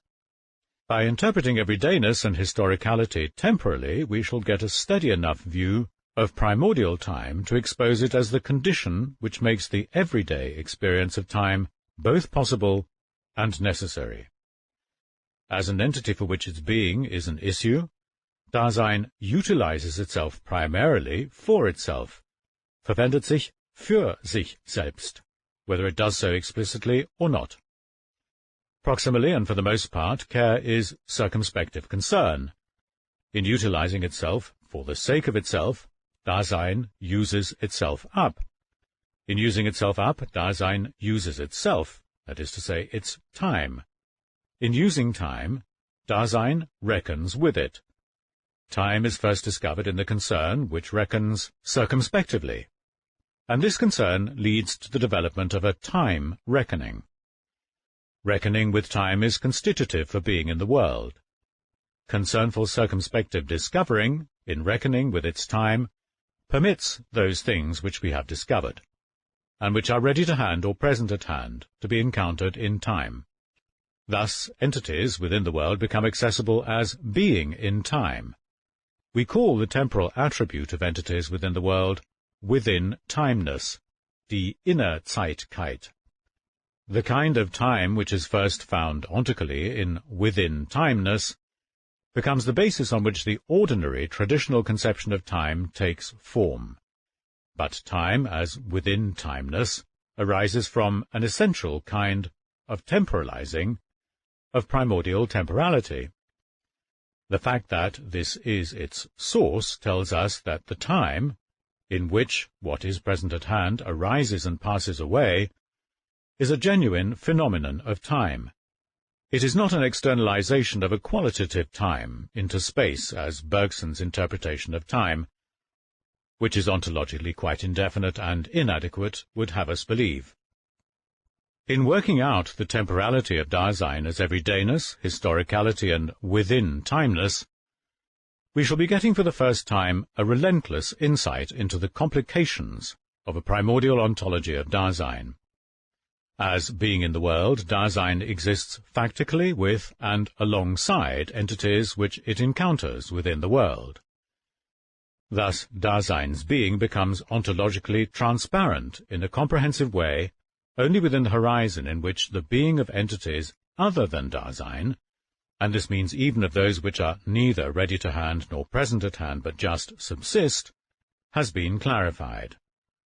But if the variations of being are to be interpreted for everything of which we say it is, we need an idea of being in general, and this idea needs to have been adequately illumined in advance.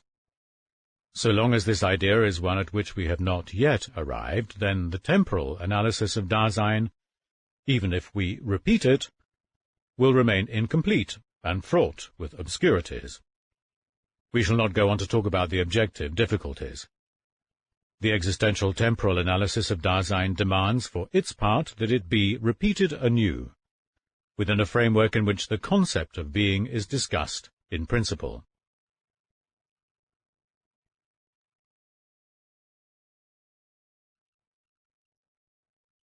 Chapter 4. Temporality and Everydayness. Section 67. The basic content of Dasein's existential constitution, and a preliminary sketch of the temporal interpretation of it.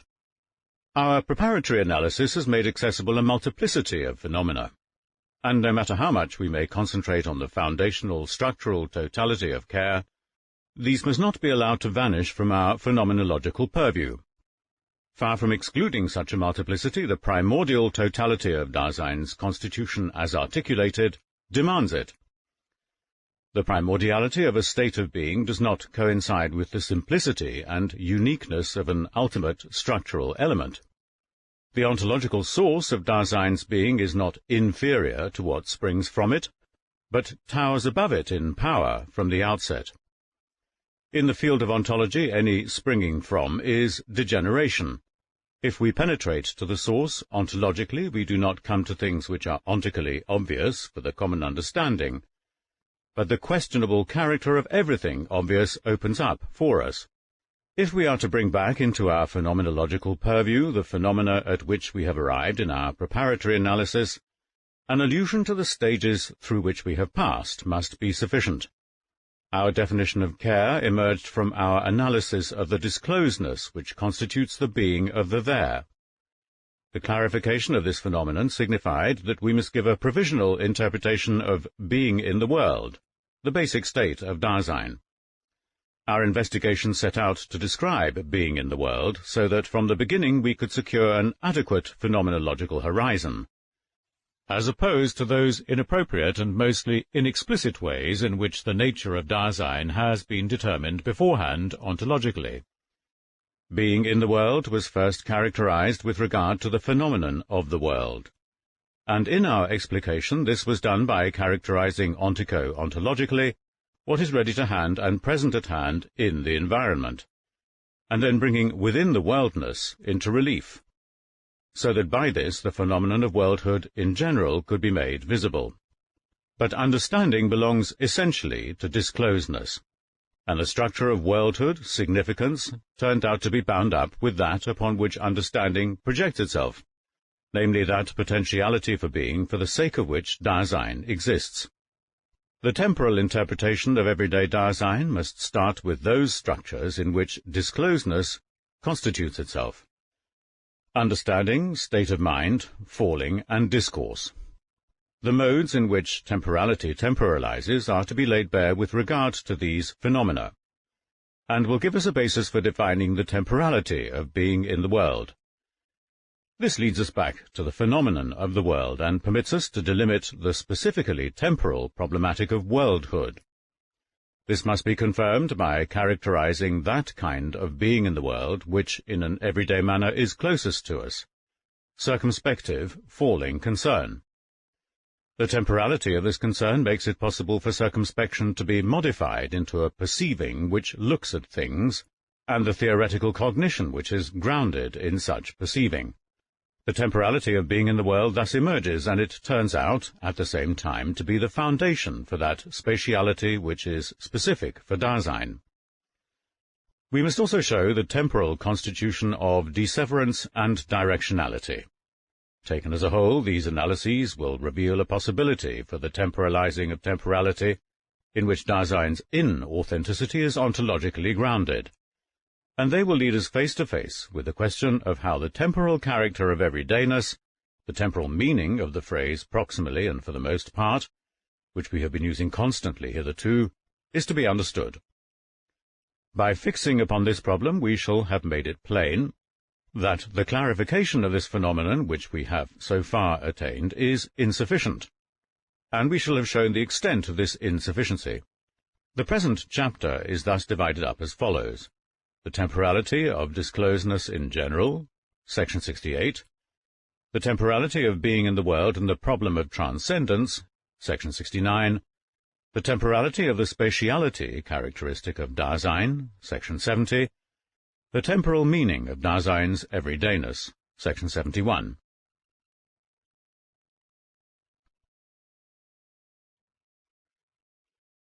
Section 68. The temporality of disclosedness in general. Resoluteness, which we have characterized with regard to its temporal meaning, represents an authentic disclosedness of Dasein, a disclosedness which constitutes an entity of such a kind that, in existing, it can be its very there. Care has been characterized with regard to its temporal meaning, but only in its basic features. To exhibit its concrete temporal constitution means to give a temporal interpretation of the items of its structure, taking them each singly: understanding, state of mind, falling, and discourse. Every understanding has its mood. Every state of mind is one in which one understands. The understanding which one has in such a state of mind has the character of falling.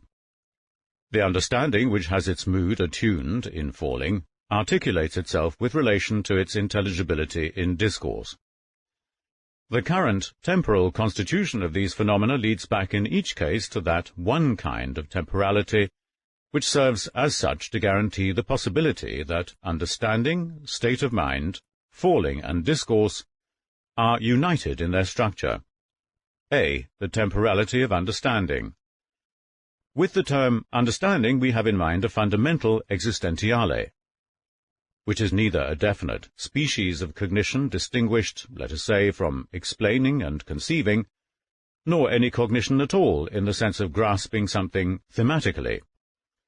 Understanding constitutes rather the being of the there in such a way that, on the basis of such understanding, a Dasein can, in existing, develop the different possibilities of sight, of looking around, sich umsehens, and of just looking. In all explanation one uncovers understandingly that which one cannot understand.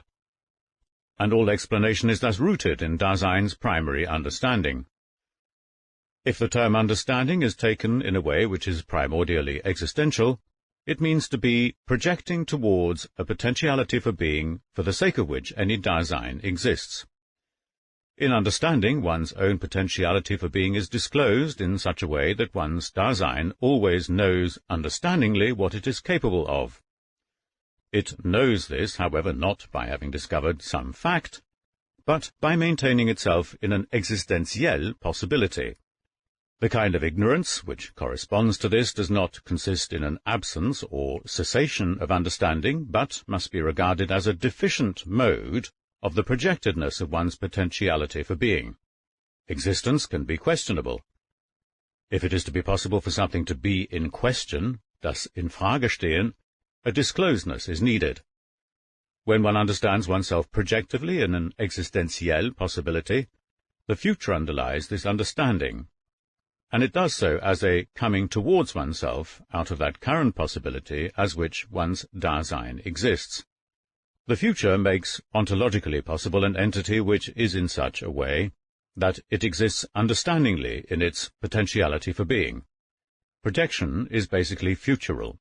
It does not primarily grasp the projected possibility thematically just by having it in view, but it throws itself into it as a possibility. In each case, Dasein is understandingly in the way that it can be. Resoluteness has turned out to be a kind of existing which is primordial and authentic. Proximally, and for the most part, to be sure, Dasein remains irresolute. That is to say, it remains closed off in its own most potentiality for being, to which it brings itself only when it has been individualized. This implies that temporality does not temporalize itself constantly out of the authentic future. This inconstancy, however, does not mean that temporality sometimes lacks a future, but rather that the temporalizing of the future takes various forms. To designate the authentic future terminologically, we have reserved the expression anticipation. This indicates that Dasein, existing authentically, lets itself come towards itself as its own most potentiality for being, that the future itself must first win itself, not from a present, but from the inauthentic future. If we are to provide a formally undifferentiated term for the future, we may use the one with which we have designated the first structural item of care, the ahead of itself. Factically, Dasein is constantly ahead of itself, but inconstantly anticipatory with regard to its existentiel possibility. How is the inauthentic future to be contrasted with this? Just as the authentic future is revealed in resoluteness, the inauthentic future, as an ecstatical mode, can reveal itself only if we go back ontologically from the inauthentic understanding of everyday concern to its existential temporal meaning. As care, Dasein is essentially ahead of itself. Proximally, and for the most part, concernful being in the world understands itself in terms of that with which it is concerned. Inauthentic understanding projects itself upon that with which one can concern oneself, or upon what is feasible, urgent, or indispensable in our everyday business. But that with which we concern ourselves is as it is for the sake of that potentiality for being which cares. This potentiality lets Dasein come towards itself in its concernful being alongside that with which it is concerned. Dasein does not come towards itself primarily in its own most non-relational potentiality for being, but it awaits this concernfully in terms of that which yields or denies the object of its concern. Dasein comes towards itself from that with which it concerns itself. The inauthentic future has the character of awaiting. One's concernful understanding of oneself as they-self in terms of what one does has its possibility based upon this ecstatical mode of the future. And only because factical Dasein is thus awaiting its potentiality for being, and is awaiting this potentiality in terms of that with which it concerns itself, can it expect anything and wait for it? Erwarten und warten auf. In each case, some sort of awaiting must have disclosed the horizon and the range from which something can be expected. Expecting is founded upon awaiting, and is a mode of that future which temporalizes itself authentically as anticipation. Hence there lies in anticipation a more primordial being towards death than in the concernful expecting of it. Understanding, as existing in the potentiality for being, however it may have been projected, is primarily futural, but it would not temporalize itself if it were not temporal, that is, determined with equal primordiality by having been and by the present. The way in which the latter ecstasis helps constitute inauthentic understanding has already been made plain in a rough and ready fashion. Everyday concern understands itself in terms of that potentiality for being which confronts it as coming from its possible success or failure with regard to what its object of concern may be. Corresponding to the inauthentic future, awaiting, there is a special way of being alongside the things with which one concerns oneself. This way of being alongside is the present, the waiting towards. This ecstatical mode reveals itself if we adduce for comparison this very same ecstasis, but in the mode of authentic temporality. To the anticipation which goes with resoluteness there belongs a present, in accordance with which a resolution discloses the situation. In resoluteness the present is not only brought back from distraction with the objects of one's closest concern, but it gets held in the future and in having been. That present which is held in authentic temporality, and which thus is authentic itself, we call the moment of vision. This term must be understood in the active sense as an ecstasis. It means the resolute rapture with which Dasein is carried away to whatever possibilities and circumstances are encountered in the situation as possible objects of concern, but a rapture which is held in resoluteness. The moment of vision is a phenomenon which, in principle, cannot be clarified in terms of the now, dem Jetzt. The now is a temporal phenomenon which belongs to time as within timeness, the now in which something arises, passes away, or is present at hand. In the moment of vision, nothing can occur, but as an authentic present or waiting towards, the moment of vision permits us to encounter for the first time what can be in a time, as ready to hand or present at hand. In contradistinction to the moment of vision as the authentic present, we call the inauthentic present making present. Formally understood, every present is one which makes present, but not every present has the character of a moment of vision. When we use the expression making present without adding anything further, we always have in mind the inauthentic kind, which is irresolute and does not have the character of a moment of vision. Making present will become clear only in the light of the temporal interpretation of falling into the world of one's concern. Such falling has its existential meaning in making present. But insofar as the potentiality for being which is projected by inauthentic understanding is projected in terms of things with which one can be concerned, this means that such understanding temporalizes itself in terms of making present. The moment of vision, however, temporalizes itself in quite the opposite manner, in terms of the authentic future. Inauthentic understanding temporalizes itself as an awaiting which makes present, gegenwärtigendes Gewärtigen, an awaiting to whose ecstatical unity there must belong a corresponding having been.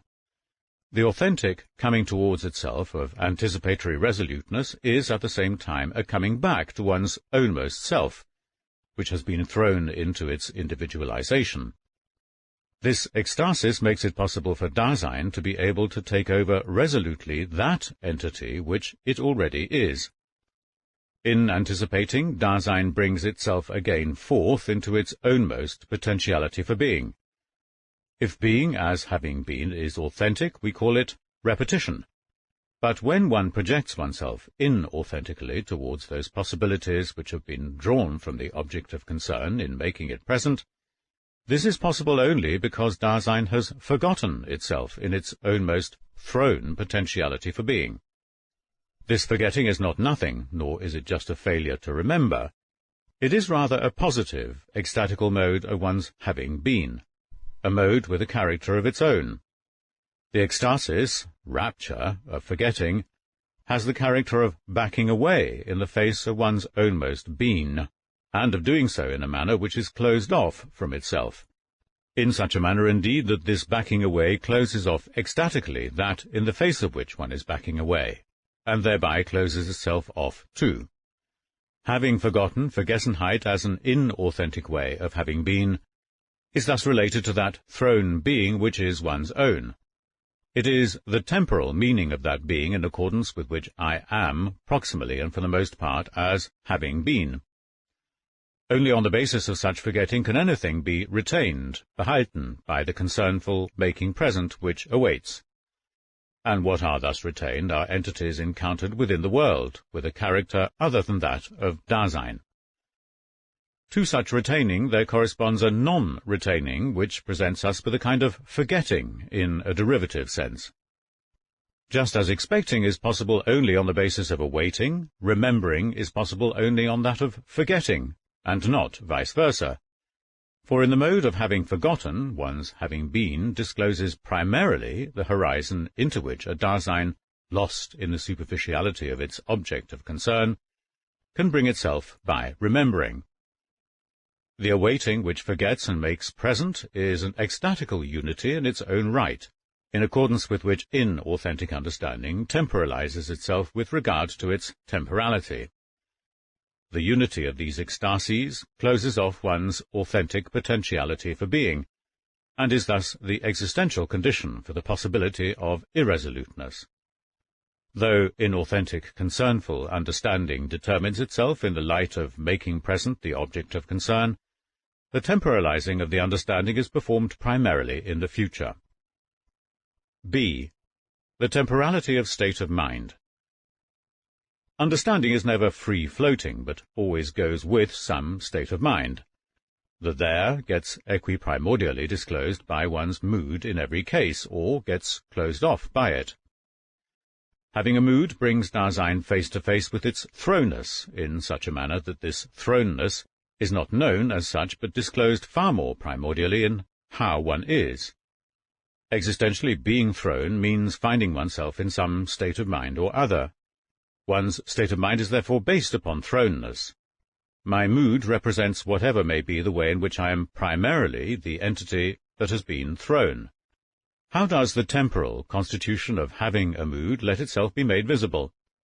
How will the ecstatical unity of one's current temporality give any insight into the existential connection between one's state of mind and one's understanding? One's mood discloses in the manner of turning thither or turning away from one's own Dasein, bringing Dasein face to face with the that it is, of its own thrownness, whether authentically revealing it or inauthentically covering it up, becomes existentially possible only if Dasein's being, by its very meaning, constantly is as having been. The being is not what first brings one face to face with the thrown entity which one is, oneself, but the ecstasis of the being is what first makes it possible to find oneself in the way of having a state of mind. Understanding is grounded primarily in the future. One's state of mind, however, temporalizes itself primarily in having been. Moods temporalize themselves, that is, their specific ecstasis belongs to a future and a present, in such a way, indeed, that these equiprimordial ecstasies are modified by having been.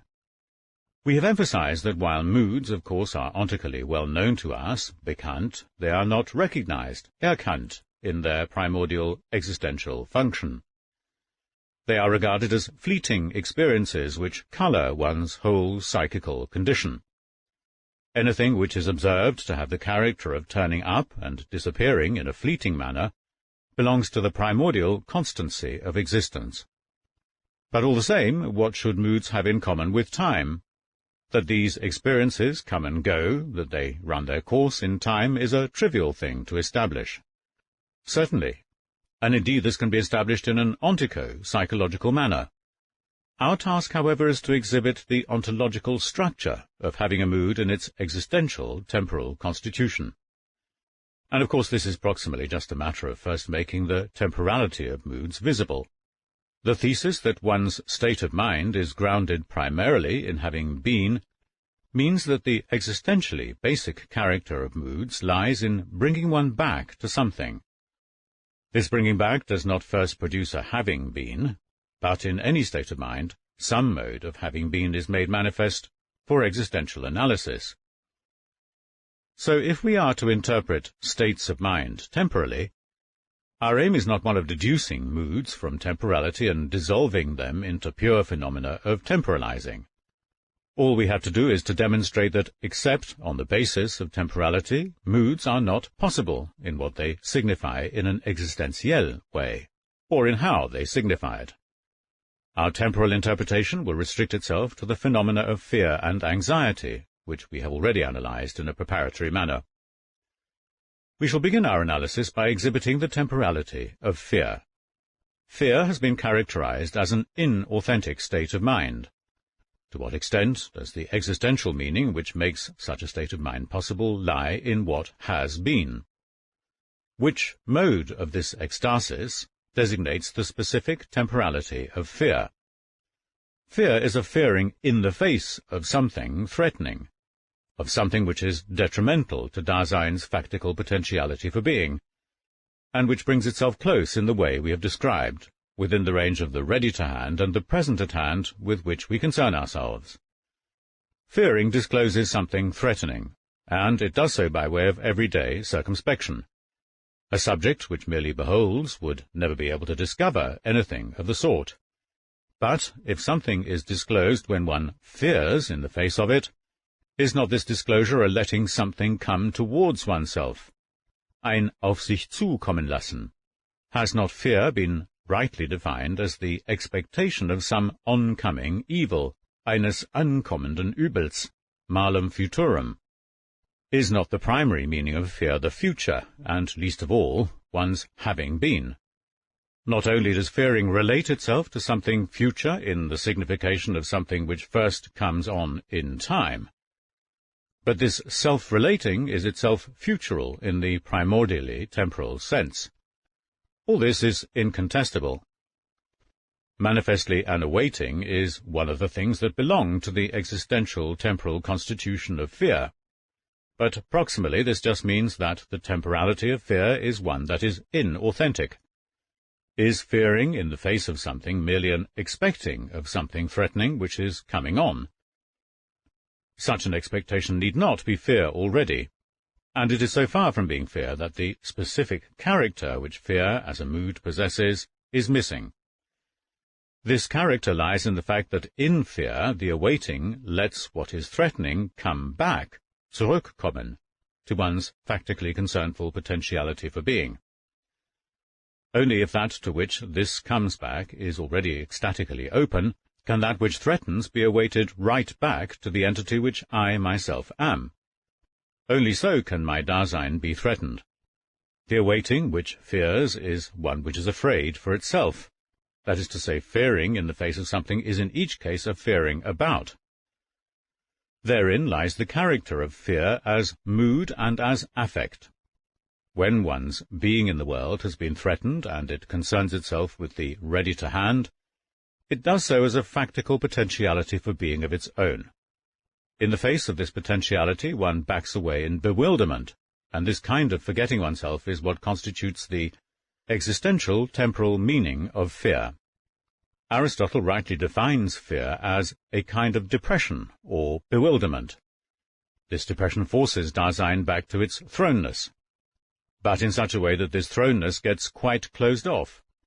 The bewilderment is based upon a forgetting. When one forgets and backs away in the face of a factical potentiality for being which is resolute, one clings to those possibilities of self-preservation and evasion which one has already discovered circumspectively beforehand. When concern is afraid, it leaps from next to next, because it forgets itself and therefore does not take hold of any definite possibility. Every possible possibility offers itself, and this means that the impossible ones do so too. The man who fears does not stop with any of these. His environment does not disappear, but it is encountered without his knowing his way about in it any longer. This bewildered making present of the first thing that comes into one's head is something that belongs with forgetting oneself in fear. It is well known, for instance, that the inhabitants of a burning house will often save the most indifferent things that are most closely ready to hand. When one has forgotten oneself, and makes present a jumble of hovering possibilities, one thus makes possible that bewilderment which goes to make up the mood character of fear. The having forgotten which goes with such bewilderment modifies the awaiting too, and gives it the character of a depressed or bewildered awaiting, which is distinct from any pure expectation. The specific ecstatical unity which makes it existentially possible to be afraid temporalizes itself primarily out of the kind of forgetting characterized above, which, as a mode of having been, modifies its present and its future in their own temporalizing. The temporality of fear is a forgetting which awaits and makes present. The common-sense interpretation of fear, taking its orientation from what we encounter within the world, seeks in the first instance to designate the oncoming evil as that in the face of which we fear, and correspondingly to define our relation to this evil as one of expecting. Anything else which belongs to the phenomenon remains a feeling of pleasure or displeasure. How is the temporality of anxiety related to that of fear? We have called the phenomenon of anxiety a basic state of mind. Anxiety brings Dasein face to face with its ownmost being thrown, and reveals the uncanniness of everyday familiar being in the world. Anxiety, like fear, has its character formally determined by something in the face of which one is anxious, and something about which one is anxious. But our analysis has shown that these two phenomena coincide. This does not mean that their structural characters are melted away into one another, as if anxiety were anxious neither in the face of anything nor about anything.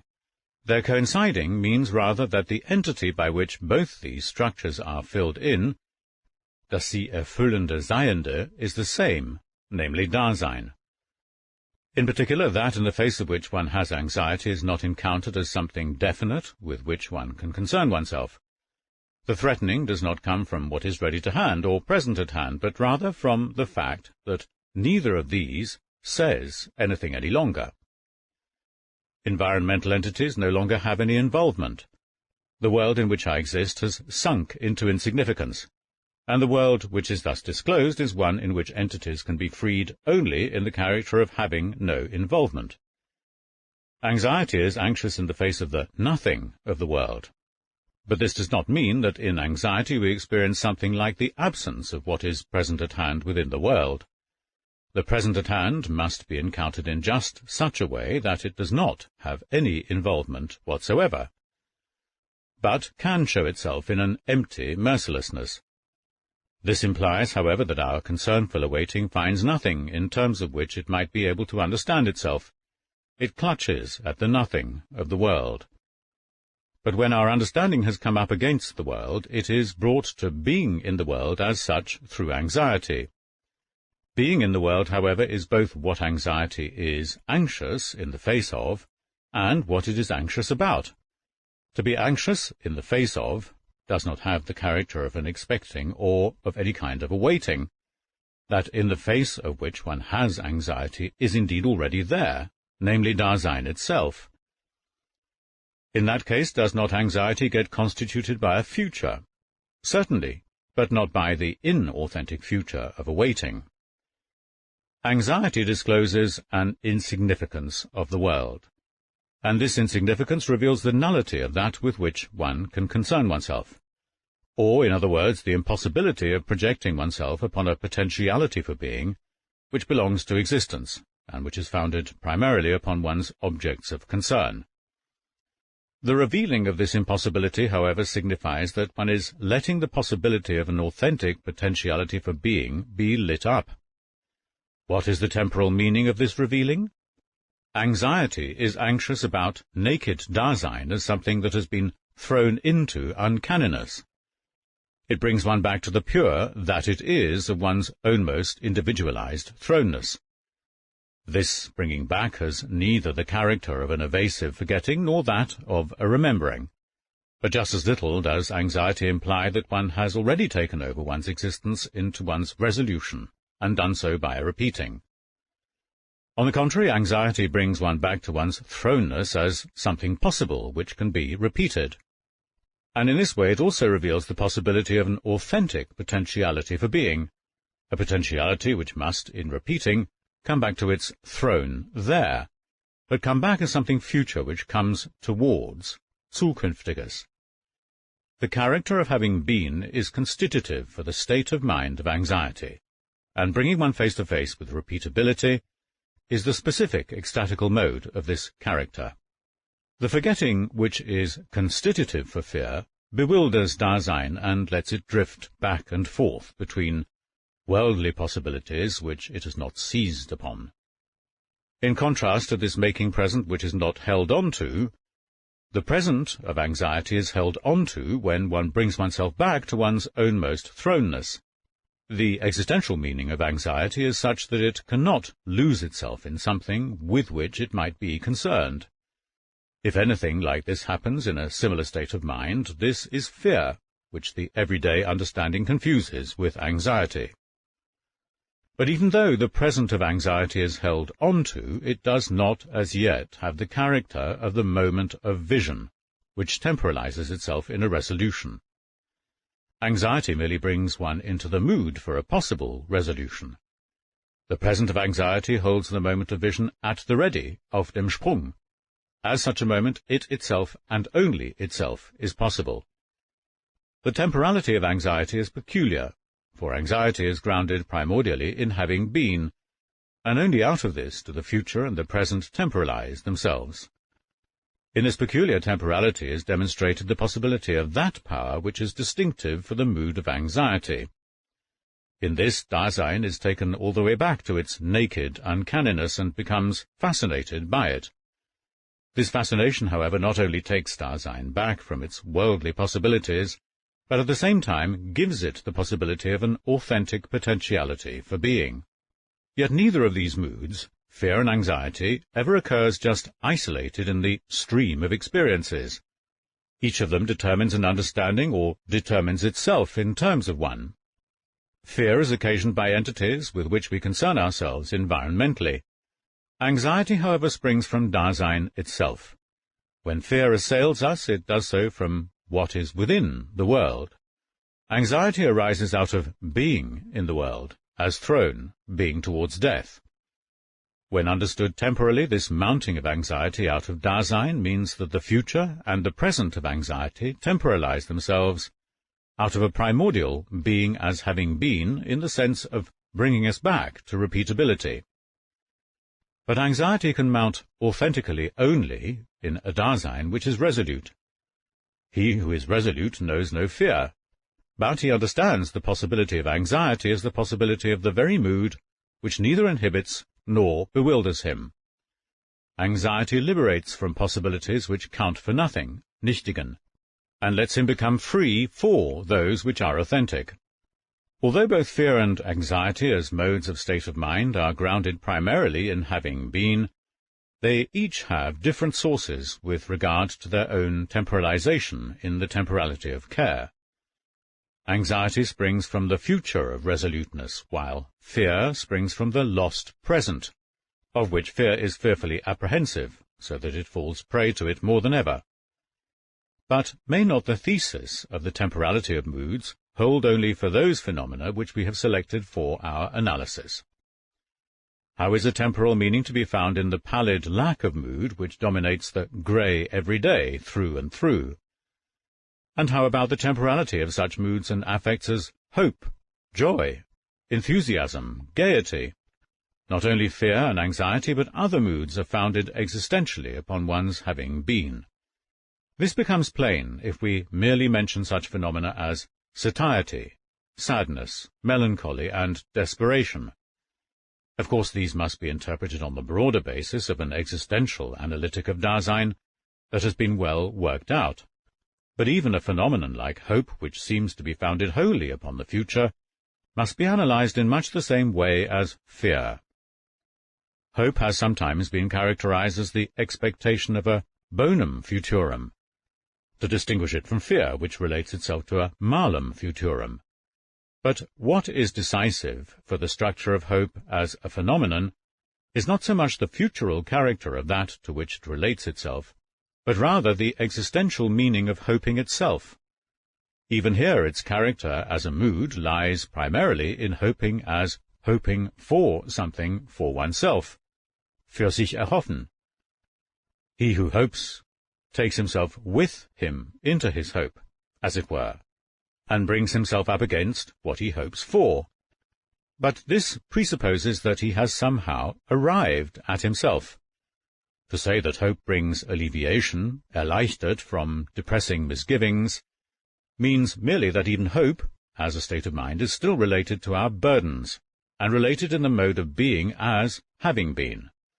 Such a mood of elation, or better one which elates, is ontologically possible only if Dasein has an ecstatico-temporal relation to the thrown ground of itself.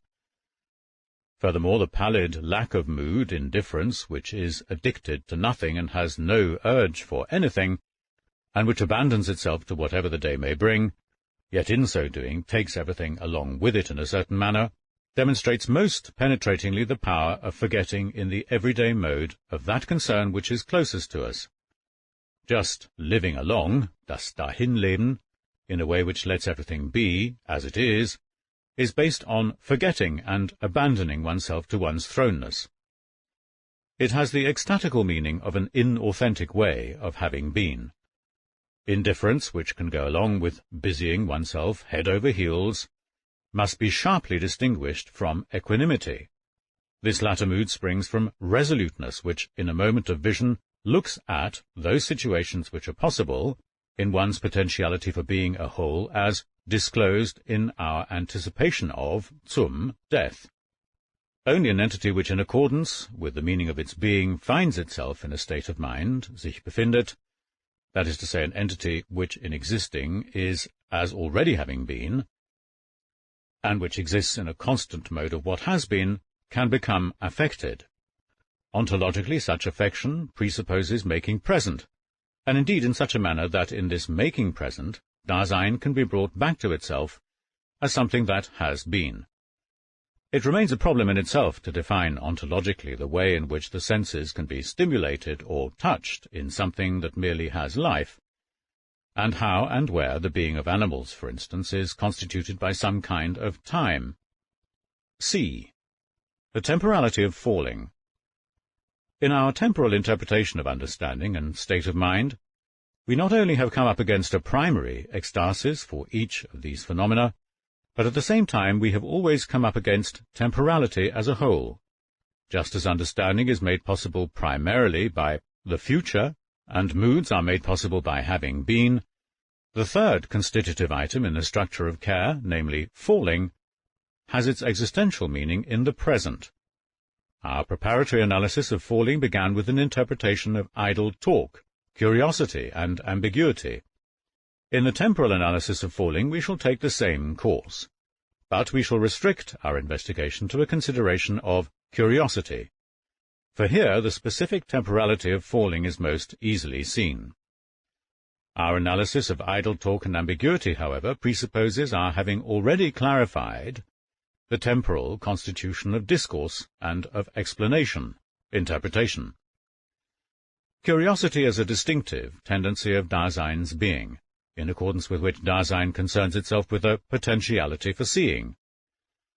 Like the concept of sight, seeing will not be restricted to awareness through the eyes of the body. Awareness in the broader sense lets what is ready to hand and what is present at hand be encountered bodily in themselves with regard to the way they look. Letting them be thus encountered is grounded in a present, This present gives us, in general, the ecstatical horizon within which entities can have bodily presence. Curiosity, however, does not make present the present at hand in order to tarry alongside it and understand it. It seeks to see only in order to see and to have seen. As this making present, which gets entangled in itself, curiosity has an ecstatical unity with a corresponding future and a corresponding having been. The craving for the new is, of course, a way of proceeding towards something not yet seen, but in such a manner that the making present seeks to extricate itself from awaiting. Curiosity is futural in a way which is altogether inauthentic, and in such a manner, moreover, that it does not await a possibility, but, in its craving, just desires such a possibility as something that is actual. Curiosity gets constituted by a making present which is not held on to, but which in merely making present thereby seeks constantly to run away from the awaiting in which it is nevertheless held, though not held on to.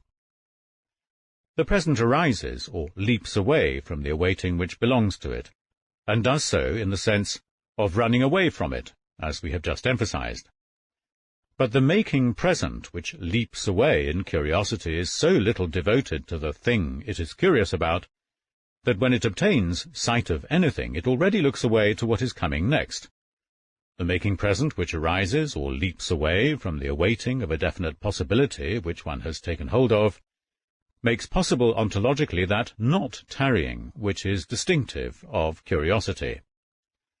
The making present does not leap away from the awaiting in such a manner, as it were, that it detaches itself from that awaiting and abandons it to itself, if we understand this ontically.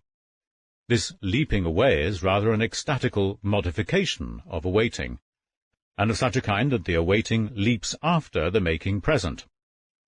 The awaiting gives itself up, as it were, nor does it any longer let any inauthentic possibilities of concern come towards it from that with which it concerns itself, unless these are possibilities only for a making present which is not held on to. When the awaiting is ecstatically modified by the making present which leaps away, so that it becomes an awaiting which leaps after, this modification is the existential temporal condition for the possibility of distraction. Through the awaiting which leaps after, on the other hand, the making present is abandoned more and more to itself. It makes present for the sake of the present. It thus entangles itself in itself, so that the distracted not tarrying becomes never dwelling anywhere. This latter mode of the present is the counter-phenomenon at the opposite extreme from the moment of vision. In never dwelling anywhere, being there is everywhere and nowhere. The moment of vision, however, brings existence into the situation and discloses the authentic there. The more inauthentically the present is, that is, the more making present comes towards itself, the more it flees in the face of a definite potentiality for being, and closes it off. But in that case, all the less can the future come back to the entity which has been thrown. In the leaping away of the present one also forgets, increasingly. The fact that curiosity always holds by what is coming next and has forgotten what has gone before is not a result that ensues only from curiosity, but is the ontological condition for curiosity itself. As regards their temporal meaning, the characteristics of falling, which we have pointed out, temptation, tranquilization, alienation, self-entanglement, mean that the making present which leaps away has an ecstatical tendency such that it seeks to temporalize itself out of itself. When Dasein entangles itself, this has an ecstatical meaning. Of course, when one speaks of the rapture with which one's existence is carried away in making present, this does not signify that Dasein detaches itself from itself and its I. Even when it makes present in the most extreme manner, it remains temporal, that is, awaiting and forgetful. In making present, moreover, Dasein still understands itself, though it has been alienated from its ownmost potentiality for being, which is based primarily on the authentic future and on authentically having been. But insofar as making present is always offering something new, it does not let Dasein come back to itself, and is constantly tranquilizing it anew. This tranquilizing, however, strengthens in turn the tendency towards leaping away. Curiosity is activated, not by the endless immensity of what we have not yet seen, but rather by the falling kind of temporalizing which belongs to the present as it leaps away. Even if one has seen everything, this is precisely when curiosity fabricates something new. As a mode of temporalizing, the leaping away of the present is grounded in the essence of temporality, which is finite. Having been thrown into being towards death, Dasein flees, proximally and for the most part, in the face of this thrownness, which has been more or less explicitly revealed. The present leaps away from its authentic future and from its authentic having been, so that it lets Dasein come to its authentic existence only by taking a detour through that present. The leaping away of the present, that is, the falling into lostness, has its source in that primordial authentic temporality itself, which makes possible thrown being towards death. While Dasein can indeed be brought authentically face to face with its thrownness, so as to understand itself in that thrownness authentically, nevertheless this thrownness remains closed off from Dasein as regards the ontical whence and how of it. But the fact that it is thus closed off is by no means just a kind of ignorance factually subsisting. It is constitutive for Dasein's facticity. It is also determinative for the ecstatical character of the way existence has been abandoned to its own null basis. Proximally, the throw of Dasein's being thrown into the world is one that does not authentically get caught. The movement which such a throw implies does not come to a stop because Dasein now is there.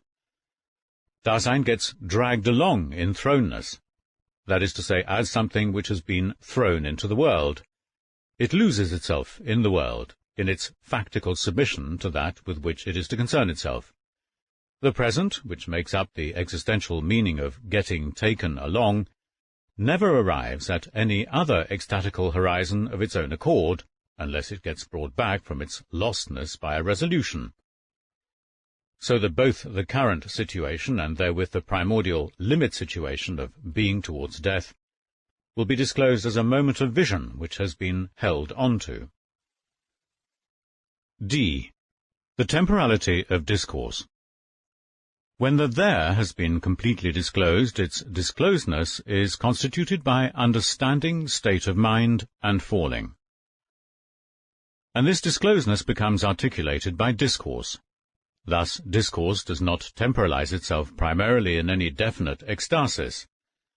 Factically, however, discourse expresses itself for the most part in language, and speaks proximally in the way of addressing itself to the environment by talking about things concernfully. Because of this, making present has, of course, a privileged constitutive function.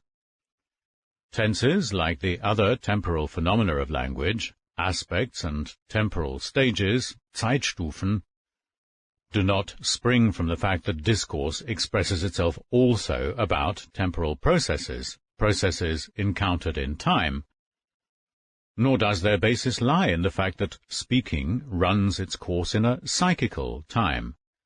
Discourse in itself is temporal, since all talking about, of, or to, is grounded in the ecstatical unity of temporality. Aspects have their roots in the primordial temporality of concern, whether or not this concern relates itself to that which is within time.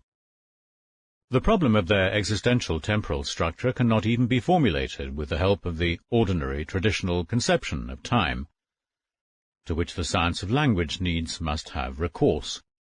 But because in any discourse one is talking about entities, even if not primarily and predominantly in the sense of theoretical assertion, the analysis of the temporal constitution of discourse and the explication of the temporal characteristics of language patterns can be tackled only if the problem of how being and truth are connected in principle is broached in the light of the problematic of temporality.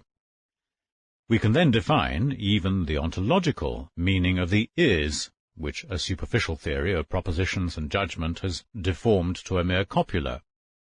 Only in terms of the temporality of discourse, that is, of Dasein in general, can we clarify how signification arises and makes the possibility of concept formation ontologically intelligible. Understanding is grounded primarily in the future, whether in anticipation or in awaiting. States of mind temporalize themselves primarily in having been, whether in repetition or in having forgotten. Falling has its temporal roots primarily in the present, whether in making present or in the moment of vision. All the same, understanding is in every case a present, which is in the process of having been. All the same, one's state of mind temporalizes itself as a future which is making present. And all the same, the present leaps away from a future that is in the process of having been, or else it is held on to by such a future. Thus we can see that in every ecstasis, temporality temporalizes itself as a whole, and this means that in the ecstatical unity with which temporality has fully temporalized itself currently, is grounded the totality of the structural whole of existence, facticity and falling, that is, the unity of the care structure. Temporalizing does not signify that ecstasies come in a succession. The future is not later than having been, and having been is not earlier than the present. Temporality temporalizes itself as a future which makes present in the process of having been. Both the disclosedness of the there and Dasein's basic existentielle possibilities, authenticity and inauthenticity, are founded upon temporality. But disclosedness always pertains with equal primordiality to the entirety of being in the world, to being in as well as to the world. So if we orient ourselves by the temporal constitution of disclosedness, the ontological condition for the possibility that there can be entities which exist as being in the world must be something that may also be exhibited.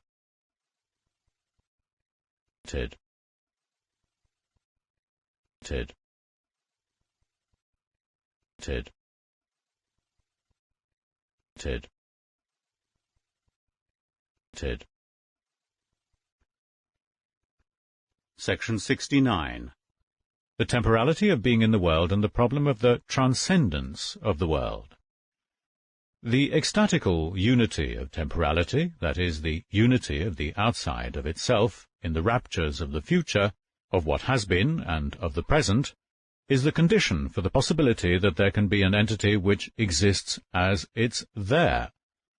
The entity which bears the title being there is one that has been cleared. The light which constitutes this clearedness, Gelichtetheit of Dasein, is not something ontically present at hand as a power or source for a radiant brightness occurring in the entity on occasion.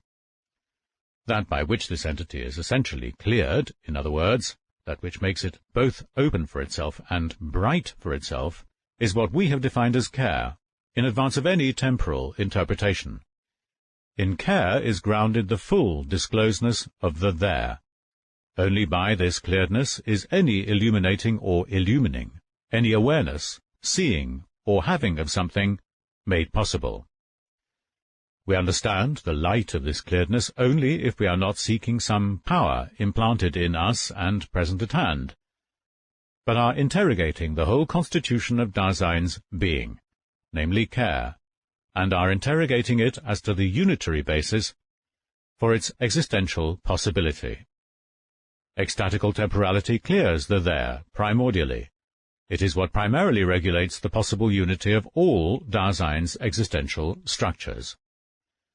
Only through the fact that being there is rooted in temporality can we get an insight into the existential possibility of that phenomenon, which at the beginning of our analytic of Dasein we have designated as its basic state, being in the world. We had to assure ourselves in the beginning that the structural unity of this phenomenon cannot be torn apart. The question of the basis which makes the unity of this articulated structure possible remained in the background. With the aim of protecting this phenomenon from those tendencies to split it up, which were the most obvious and therefore the most baleful, we gave a rather thorough interpretation of that everyday mode of being in the world which is closest to us. Concernful being alongside, the ready-to-hand within the world. Now that care itself has been defined ontologically and traced back to temporality as its existential ground, concern can in turn be conceived explicitly in terms of either care or temporality. In the first instance, our analysis of the temporality of concern sticks to the mode of having to do with the ready-to-hand circumspectively. Our analysis then pursues the existential temporal possibility that circumspective concern may be modified into a discovering of entities within the world in the sense of certain possibilities of scientific research, and discovering them merely by looking at them. Our interpretation of the temporality of being alongside what is ready to hand and present at hand within the world, being alongside circumspectively as well as with theoretical concern, shows us at the same time how this temporality is already the advance condition for that possibility of being in the world in which being alongside entities within the world is grounded. If we take the temporal constitution of being in the world as a theme for analysis, we are led to the following questions. In what way is anything like a world possible at all? In what sense is the world? What does the world transcend? And how does it do so? How are independent, unabhängige entities within the world connected, hängt zusammen, with the transcending world? To expound these questions ontologically is not to answer them. On the contrary, what such an exposition accomplishes is the clarification of those structures with regard to which the problem of transcendence must be raised, a clarification which is necessary beforehand. In the existential temporal interpretation of being in the world, three things will be considered. A. The temporality of circumspective concern. B. The temporal meaning of the way in which circumspective concern becomes modified into theoretical knowledge of what is present at hand within the world. C. The temporal problem of the transcendence of the world. A. The temporality of circumspective concern. How are we to obtain the right point of view for analyzing the temporality of concern? We have called concernful being alongside the world our dealings in and with the environment. As phenomena which are examples of being alongside, we have chosen the using, manipulation, and producing of the ready-to-hand, and the deficient and undifferentiated modes of these. That is, we have chosen ways of being alongside what belongs to one's everyday needs. In this kind of concern, Dasein's authentic existence, too, maintains itself, even when for such existence this concern is a matter of indifference. The ready-to-hand things with which we concern ourselves are not the causes of our concern, as if this were to arise only by the effects of entities within the world. Being alongside the ready-to-hand cannot be explained ontically in terms of the ready-to-hand itself, nor can the ready-to-hand be derived contrariwise from this kind of being. But neither are concern, as a kind of being which belongs to Dasein, and that with which we concern ourselves, as something ready to hand within the world, just present at hand together. All the same, a connection subsists between them. That which is dealt with, if rightly understood, sheds light upon concernful dealings themselves. And furthermore, if we miss the phenomenal structure of what is dealt with, then we fail to recognize the existential constitution of dealing. Of course, we have already made an essential gain for the analysis of those entities which we encounter as closest to us, if their specific character as equipment does not get passed over. But we must understand further that concernful dealings never dwell with any individual item of equipment. Our using and manipulating of any definite item of equipment still remains oriented towards some equipmental context. If, for instance, we are searching for some equipment which we have misplaced, then what we have in mind is not merely what we are searching for, or even primarily this. Nor do we have it in mind in an isolated act, but the range of the equipmental totality has already been discovered beforehand. Whenever we go to work and seize hold of something, we do not push out from the nothing and come upon some item of equipment which has been presented to us in isolation. In laying hold of an item of equipment, we come back to it from whatever work world has already been disclosed. The upshot of this is that if, in our analysis of dealings, we aim at that which is dealt with, then one's existent being alongside the entities with which one concerns oneself must be given an orientation not towards some isolated item of equipment which is ready to hand, but towards the equipmental totality. This way of taking what is dealt with is forced upon us also if we consider that character of being which belongs distinctively to equipment that is ready to hand, namely involvement. We understand the term involvement ontologically. The kind of talk in which we say that something has with it an involvement in something is not meant to establish a fact ontically, but rather to indicate the kind of being that belongs to what is ready to hand. The relational character of involvement, of its within, suggests that an equipment is ontologically impossible. Of course, just a solitary item of equipment may be ready to hand, while another is missing. But this makes known to us that the very thing that is ready to hand belongs to something else. Our concernful dealings can let what is ready to hand be encountered circumspectively, only if in these dealings we already understand something like the involvement which something has in something. The being alongside, which discovers circumspectively in concern, amounts to letting something be involved, that is, to projecting an involvement understandingly. Letting things be involved makes up the existential structure of concern. But concern, as being alongside something, belongs to the essential constitution of care, and care, in turn, is grounded in temporality. If all this is so, then the existential condition of the possibility of letting things be involved must be sought in a mode of the temporalizing of temporality. Letting something be involved is implied in the simplest handling of an item of equipment. That which we let it be involved in, das Wobei desselben, has the character of a towards which. With regard to this, the equipment is either usable or in use. The understanding of the towards which, that is, the understanding of what the equipment is involved in, has the temporal structure of a waiting. In awaiting the towards which, concern can at the same time come back by itself to the sort of thing in which it is involved. The awaiting of what is involved in, and, together with this awaiting, the retaining of that which is thus involved, make possible in its ecstatical unity the specifically manipulative way in which equipment is made present. The awaiting of the towards which is neither a considering of the goal nor an expectation of the impendent finishing of the work to be produced. It has by no means the character of getting something thematically into one's grasp. Neither does the retaining of that which has an involvement signify holding it fast thematically. Manipulative dealings no more relate themselves merely to that in which we let something be involved than they do to what is involved itself. Letting something be involved is constituted rather in the unity of a retention which awaits, and it is constituted in such a manner, indeed, that the making present which arises from this makes possible the characteristic absorption of concern in its equipmental world. When one is wholly devoted to something and really busies oneself with it, one does not do so just alongside the work itself, or alongside the tool, or alongside both of them together. The unity of the relations in which concern circumspectively operates has been established already by letting things be involved, which is based upon temporality.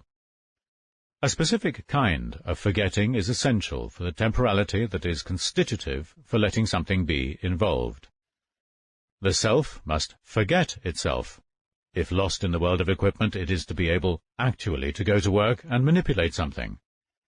But all the same, inasmuch as an awaiting always leads the way in the unity of the temporalizing of concern, concernful Dasein's own potentiality for being has, as we shall show, been given a position in care.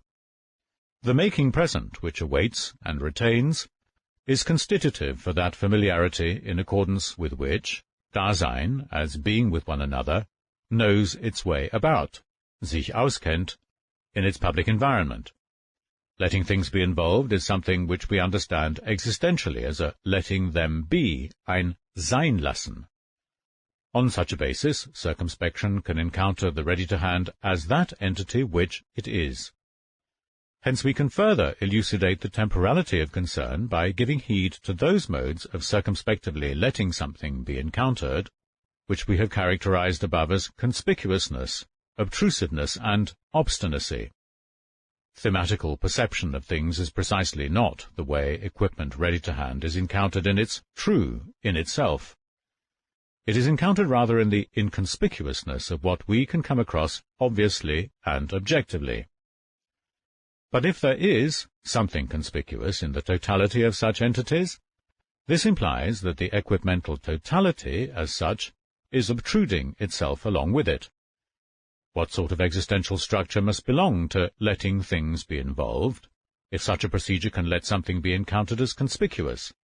This question is now aimed not at those factical occasions which turn our attention to something already presented, but rather at the ontological meaning of the fact that it can thus be turned. When something cannot be used, when, for instance, a tool definitely refuses to work, it can be conspicuous only in and for dealings in which something is manipulated. Even by the sharpest and most persevering perception and representation of things, one can never discover anything like the damaging of a tool. If we are to encounter anything unmanageable, the handling must be of such a sort that it can be disturbed. But what does this signify ontologically? The making present, which awaits and retains, gets held up with regard to its absorption in relationships of involvement, and it gets held up by what will exhibit itself afterwards as damage. The making present, which awaits the towards which, with equal primordiality, is held fast alongside the equipment which has been used. And it is held fast in such a manner indeed that the towards which and the in order to are now encountered explicitly for the first time. On the other hand, the only way in which the making present itself can meet up with anything unsuitable is by already operating in such a way as to retain awaitingly that which has an involvement in something. To say that making present gets held up is to say that in its unity with the awaiting which retains, it diverts itself into itself more and more, and is thus constitutive for the inspecting, nachsehen, testing, and eliminating of the disturbance. If concernful dealings were merely a sequence of experiences running their course in time, however intimately these might be associated, it would still be ontologically impossible to let any conspicuous, unusable equipment be encountered. Letting something be involved must, as such, be grounded in the ecstatical unity of the making present, which awaits and retains, whatever we have made accessible in dealing with contexts of equipment. And how is it possible to ascertain what is missing, fehlendem, that is to say, unready to hand, not just ready to hand in an unmanageable way? That which is unready to hand is discovered circumspectively when we miss it, im Vermissen. The affirmation that something is not present at hand is founded upon our missing it, and both our missing it and our affirmation have their own existential presuppositions. Such missing is by no means a not making present, nicht gegenwärtigen. It is rather a deficient mode of the present in the sense of the making unpresent, ungegenwärtigens of something which one has expected or which one has always had at one's disposal. If, when one circumspectively lets something be involved, one were not from the outset awaiting the object of one's concern, and if such awaiting did not temporalize itself in a unity with a making present, then Dasein could never find that something is missing, fehlt. On the other hand, when one is making present something ready to hand by awaiting, the possibility of one's getting surprised by something is based upon one's not awaiting something else, which stands in a possible context of involvement with what one awaits. In the not awaiting of the making present which is lost, the horizontal leeway within which one's Dasein can be assailed by something surprising is first disclosed. That with which one's concernful dealings fail to cope, either by producing or procuring something, or even by turning away, holding aloof, or protecting oneself from something, reveals itself in its insurmountability. Concern resigns itself to it, but resigning oneself to something is a mode peculiar to circumspectively letting it be encountered. On the basis of this kind of discovery, concern can come across that which is inconvenient, disturbing, hindering, endangering, or, in general, resistant in some way. The temporal structure of resigning oneself to something lies in a non-retaining, which awaitingly makes present. In awaitingly making present, one does not, for instance, reckon on that which is unsuitable but nonetheless available.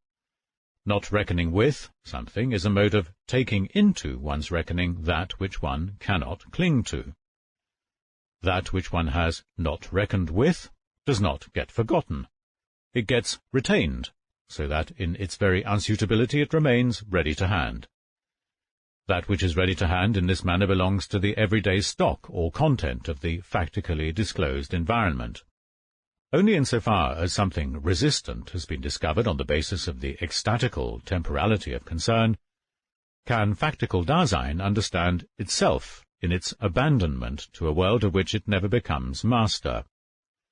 Even if concern remains restricted to the urgency of everyday needs, it is never a pure making present, but arises from a retention which awaits.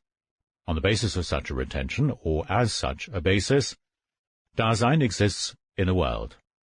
Thus, in a certain manner, factically existent Dasein always knows its way about, even in a world which is alien.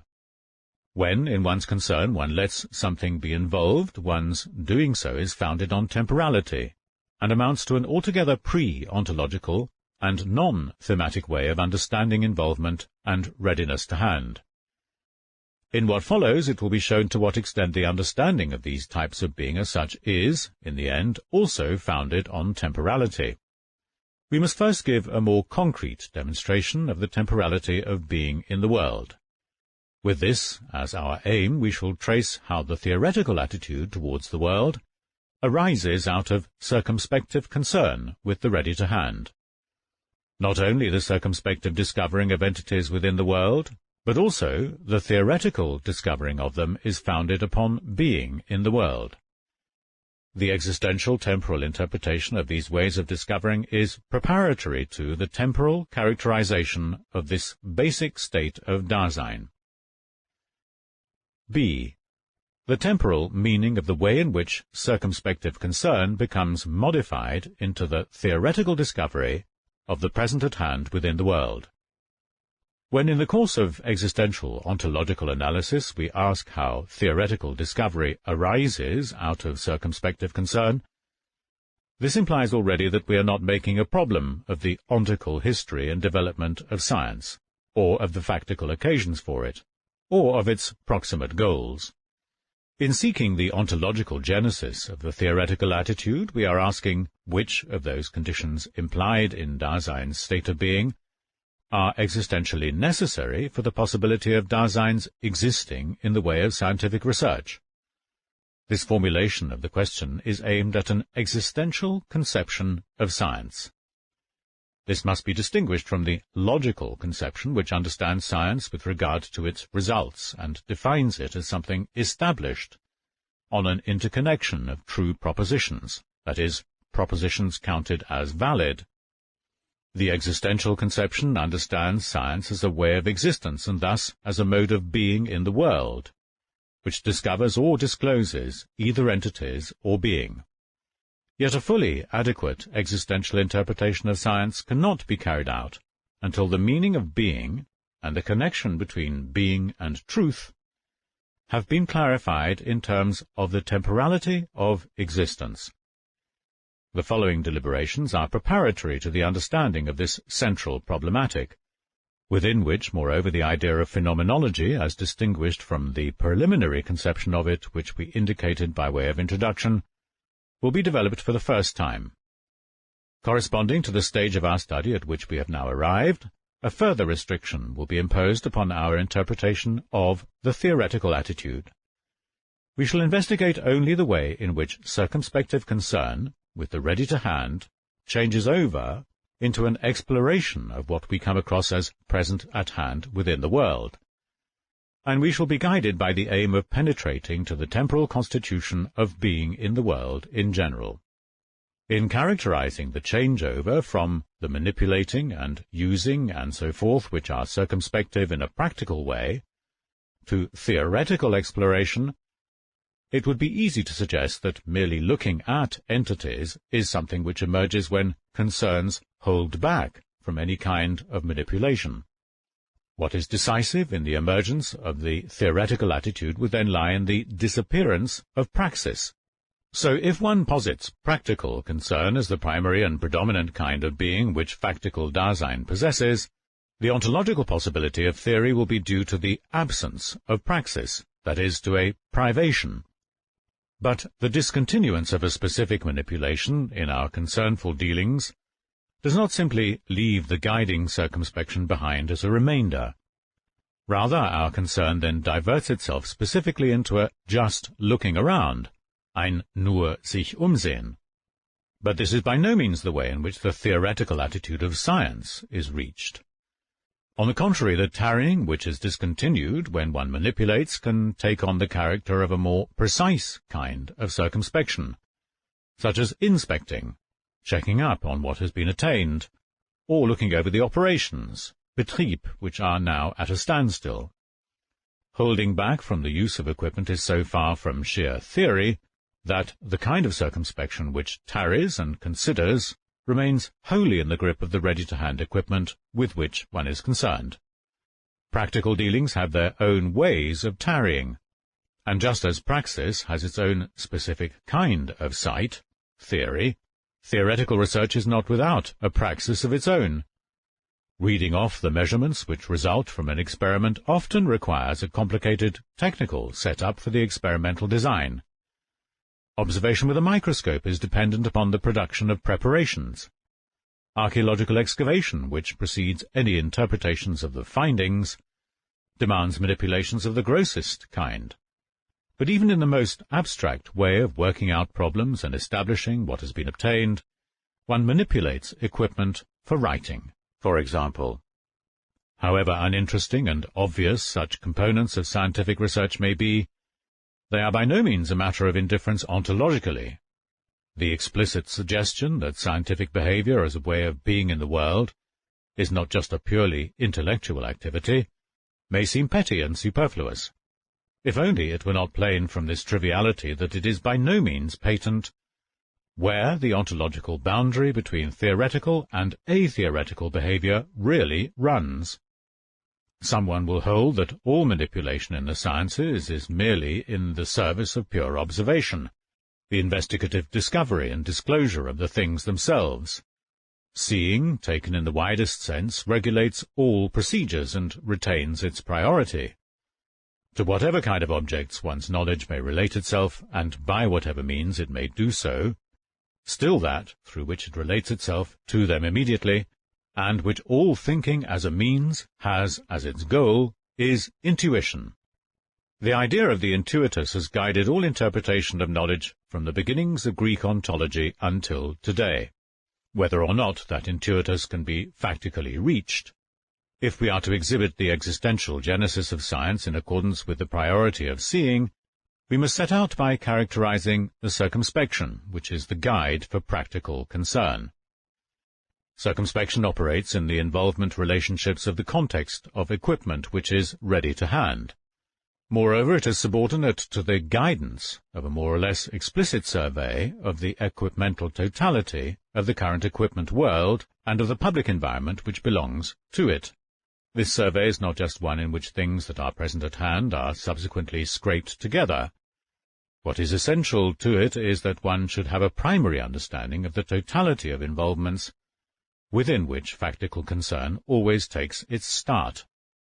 Such a survey illumines one's concern, and receives its light from that potentiality for being on the part of Dasein, for the sake of which concern exists as care. In one's current using and manipulating, the concernful circumspection which does this surveying brings the ready-to-hand closer to Dasein, and does so by interpreting what has been cited. This specific way of bringing the object of concern close, by interpreting it circumspectively, we call deliberating, Überlegung. The scheme peculiar to this is the if-then. If this or that, for instance, is to be produced, put to use, or averted, then some ways and means, circumstances or opportunities will be needed. Circumspective deliberation illumines Dasein's current factical situation in the environment with which it concerns itself. Accordingly, such deliberation never merely affirms that some entity is present at hand or has such and such properties. Moreover, deliberation can be performed even when that which is brought close in it circumspectively is not palpably ready to hand and does not have presence within the closest range. Bringing the environment closer in circumspective deliberation has the existential meaning of a making present, for envisaging is only a mode of this. In envisaging, one's deliberation catches sight directly of that which is needed, but which is unready to hand. Circumspection which envisages does not relate itself to mere representations. Circumspective making present, however, is a phenomenon with more than one kind of foundation. In the first instance, it always belongs to a full ecstatical unity of temporality. It is grounded in a retention of that context of equipment with which Dasein concerns itself in awaiting a possibility. That which has already been laid open in awaiting and retaining is brought closer by one's deliberative making present or envisaging. But if deliberation is to be able to operate in the scheme of the if-then, concern must already have surveyed a context of involvements and have an understanding of it. That which is considered with an if must already be understood as something or other. This does not require that the understanding of equipment be expressed in a predication. The schema, something as something, has already been sketched out beforehand in the structure of one's pre-predicative understanding. The as structure is grounded ontologically in the temporality of understanding. But on the other hand, only to the extent that Dasein, in awaiting some possibility, here this means a towards which, has come back to a towards this, that is to say, that it retains something ready to hand, only to this extent can the making present which belongs to this awaiting and retaining start with what is thus retained, and bring it, in its character of having been assigned or referred to its towards which, explicitly closer. The deliberation which brings it close must, in the schema of making present, be in conformity with the kind of being that belongs to what is to be brought close. The involvement character of the ready-to-hand does not first get discovered by deliberation, but only gets brought close by it in such a manner as to let that in which something has an involvement be seen circumspectively, as this very thing. The way the present is rooted in the future and in having been is the existential temporal condition for the possibility that what has been projected in circumspective understanding can be brought closer in a making present, and in such a way that the present can thus conform itself to what is encountered within the horizon of awaiting and retaining. This means that it must interpret itself in the schema of the as structure. We have thus answered the question we formulated earlier, the question of whether the as structure has some existential ontological connection with the phenomenon of projection. Like understanding and interpretation in general, the as is grounded in the ecstatico-horizontal unity of temporality. In our fundamental analysis of being, and of course in connection with the interpretation of the is, which as a copula gives expression to the addressing of something as something, we must again make the phenomenon of the as a theme, and delimit the conception of this schema existentially. The question of the genesis of theoretical behavior is one which we have left hanging. What can a temporal characterization of circumspective deliberation and its schemata contribute to the answering of it?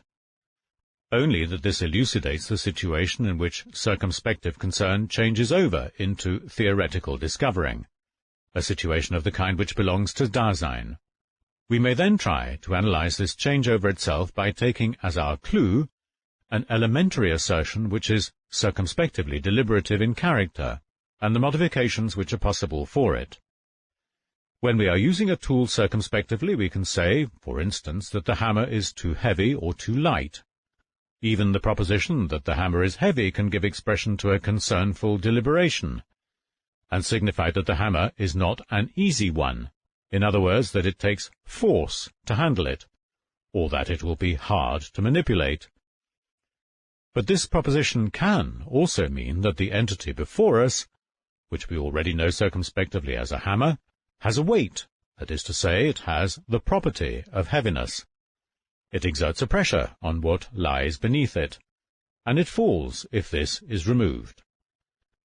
When this kind of talk is so understood, it is no longer spoken within the horizon of awaiting and retaining an equipmental totality and its involvement relationships. What is said has been drawn from looking at what is suitable for an entity with mass. We have now cited something that is suitable for the hammer, not as a tool, but as a corporeal thing, subject to the law of gravity. To talk circumspectively of too heavy or too light no longer has any meaning. That is to say, the entity in itself, as we now encounter it, gives us nothing with relation to which it could be found too heavy or too light. Why is it that what we are talking about, the heavy hammer, shows itself differently when our way of talking is thus modified? Not because we are keeping our distance from manipulation, nor because we are just looking away, upseen, from the equipmental character of this entity, but rather because we are looking at, unseen, the ready-to-hand thing which we encounter, and looking at it in a new way, as something present at hand. The understanding of being by which our concernful dealings with entities within the world have been guided has changed over. But if instead of deliberating circumspectively about something ready to hand, we take it as something present at hand, has a scientific attitude thus constituted itself? Moreover, even that which is ready to hand can be made a theme for scientific investigation and determination, for instance, when one studies someone's environment, his milieu, in the context of a historiological biography. The context of equipment that is ready to hand in an everyday manner, its historical emergence and utilization, and its factical role in Dasein, all these are objects for the science of economics. The ready-to-hand can become the object of a science without having to lose its character as equipment. A modification of our understanding of being does not seem to be necessarily constitutive for the genesis of the theoretical attitude towards things. Certainly not, if this modification is to imply a change in the kind of being which, in understanding the entity before us, we understand it to possess. In our first description of the genesis of the theoretical attitude out of circumspection, we have made basic a way of theoretically grasping entities within the world, physical nature, in which the modification of our understanding of being is tantamount to a changeover. In the physical assertion that the hammer is heavy, we overlook not only the tool character of the entity we encounter, but also something that belongs to any ready-to-hand equipment, its place. Its place becomes a matter of indifference. This does not mean that what is present at hand loses its location altogether, but its place becomes a spatio-temporal position, a world point, which is in no way distinguished from any other. This implies not only that the multiplicity of places or of equipment ready to hand within the confines of the environment becomes modified to a pure multiplicity of positions, but that the entities of the environment are altogether released from such confinement, entschränkt. The aggregate of the present at hand becomes the theme. In the case before us, the releasing from such environmental confinement belongs to the way one's understanding of being has been modified, and it becomes at the same time a delimitation of the realm of the present at hand, if one now takes one's guiding clue the understanding of being in the sense of presence at hand.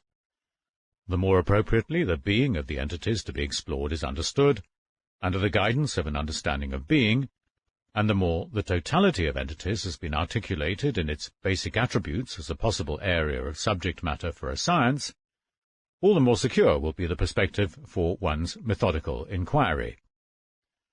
The classical example for the historical development of a science, and even for its ontological genesis, is the rise of mathematical physics. What is decisive for its development does not lie in its rather high esteem for the observation of facts, nor in its application of mathematics in determining the character of natural processes. It lies rather in the way in which nature herself is mathematically projected. In this projection, something constantly present at hand, matter, is uncovered beforehand, and the horizon is opened so that one may be guided by looking at those constitutive items in it which are quantitatively determinable: motion, force, location, and time. Only in the light of a nature which has been projected in this fashion can anything like a fact be found and set up for an experiment, regulated and delimited in terms of this projection. The grounding of factual science was possible only because the researchers understood that, in principle, there are no bare facts. In the mathematical projection of nature, moreover, what is decisive is not primarily the mathematical as such. What is decisive is that this projection discloses something that is a priori. Thus, the paradigmatic character of mathematical natural science does not lie in its exactitude or in the fact that it is binding for every man. It consists, rather, in the fact that the entities which it takes as its theme are discovered in it in the only way in which entities can be discovered, by the prior projection of their state of being. When the basic concepts of that understanding of being by which we are guided have been worked out, the clues of its methods, the structure of its way of conceiving things, the possibility of truth and certainty which belongs to it, the ways in which things get grounded or proved, the mode in which it is binding for us, and the way it is communicated, all these will be determined. The totality of these items constitutes the full existential conception of science. The scientific projection of any entities which we have somehow encountered already lets their kind of being be understood explicitly, and in such a manner that it thus becomes manifest what ways are possible for the pure discovery of entities within the world. The articulation of the understanding of being, the delimitation of an area of subject matter, a delimitation guided by this understanding, and the sketching out of the way of conceiving which is appropriate to such entities, all these belong to the totality of this projecting, and this totality is what we call thematizing. Its aim is to free the entities we encounter within the world, and to free them in such a way that they can throw themselves against a pure discovering, that is, that they can become objects. Thematizing objectifies. It does not first posit the entities, but frees them so that one can interrogate them and determine their character objectively. Being which objectifies, and which is alongside the present at hand within the world, is characterized by a distinctive kind of making present. This making present is distinguished from the present of circumspection, in that, above all, the kind of discovering which belongs to the science in question awaits solely the discoveredness of the present at hand. This awaiting of discoveredness has its existentiel basis in a resoluteness by which Dasein projects itself towards its potentiality for being in the truth. This projection is possible because being in the truth makes up a definite way in which Dasein may exist. We shall not trace further how science has its source in authentic existence.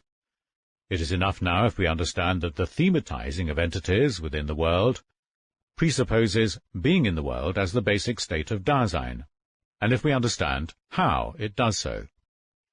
If the thematizing of the present at hand, the scientific projection of nature, is to become possible, Dasein must transcend the entities thematized. Transcendence does not consist in objectifying, but is presupposed by it. If, however, the thematizing of the present at hand within the world is a changeover from the concern which discovers by circumspection, then one's practical being alongside the ready-to-hand is something which a transcendence of Dasein must already underlie.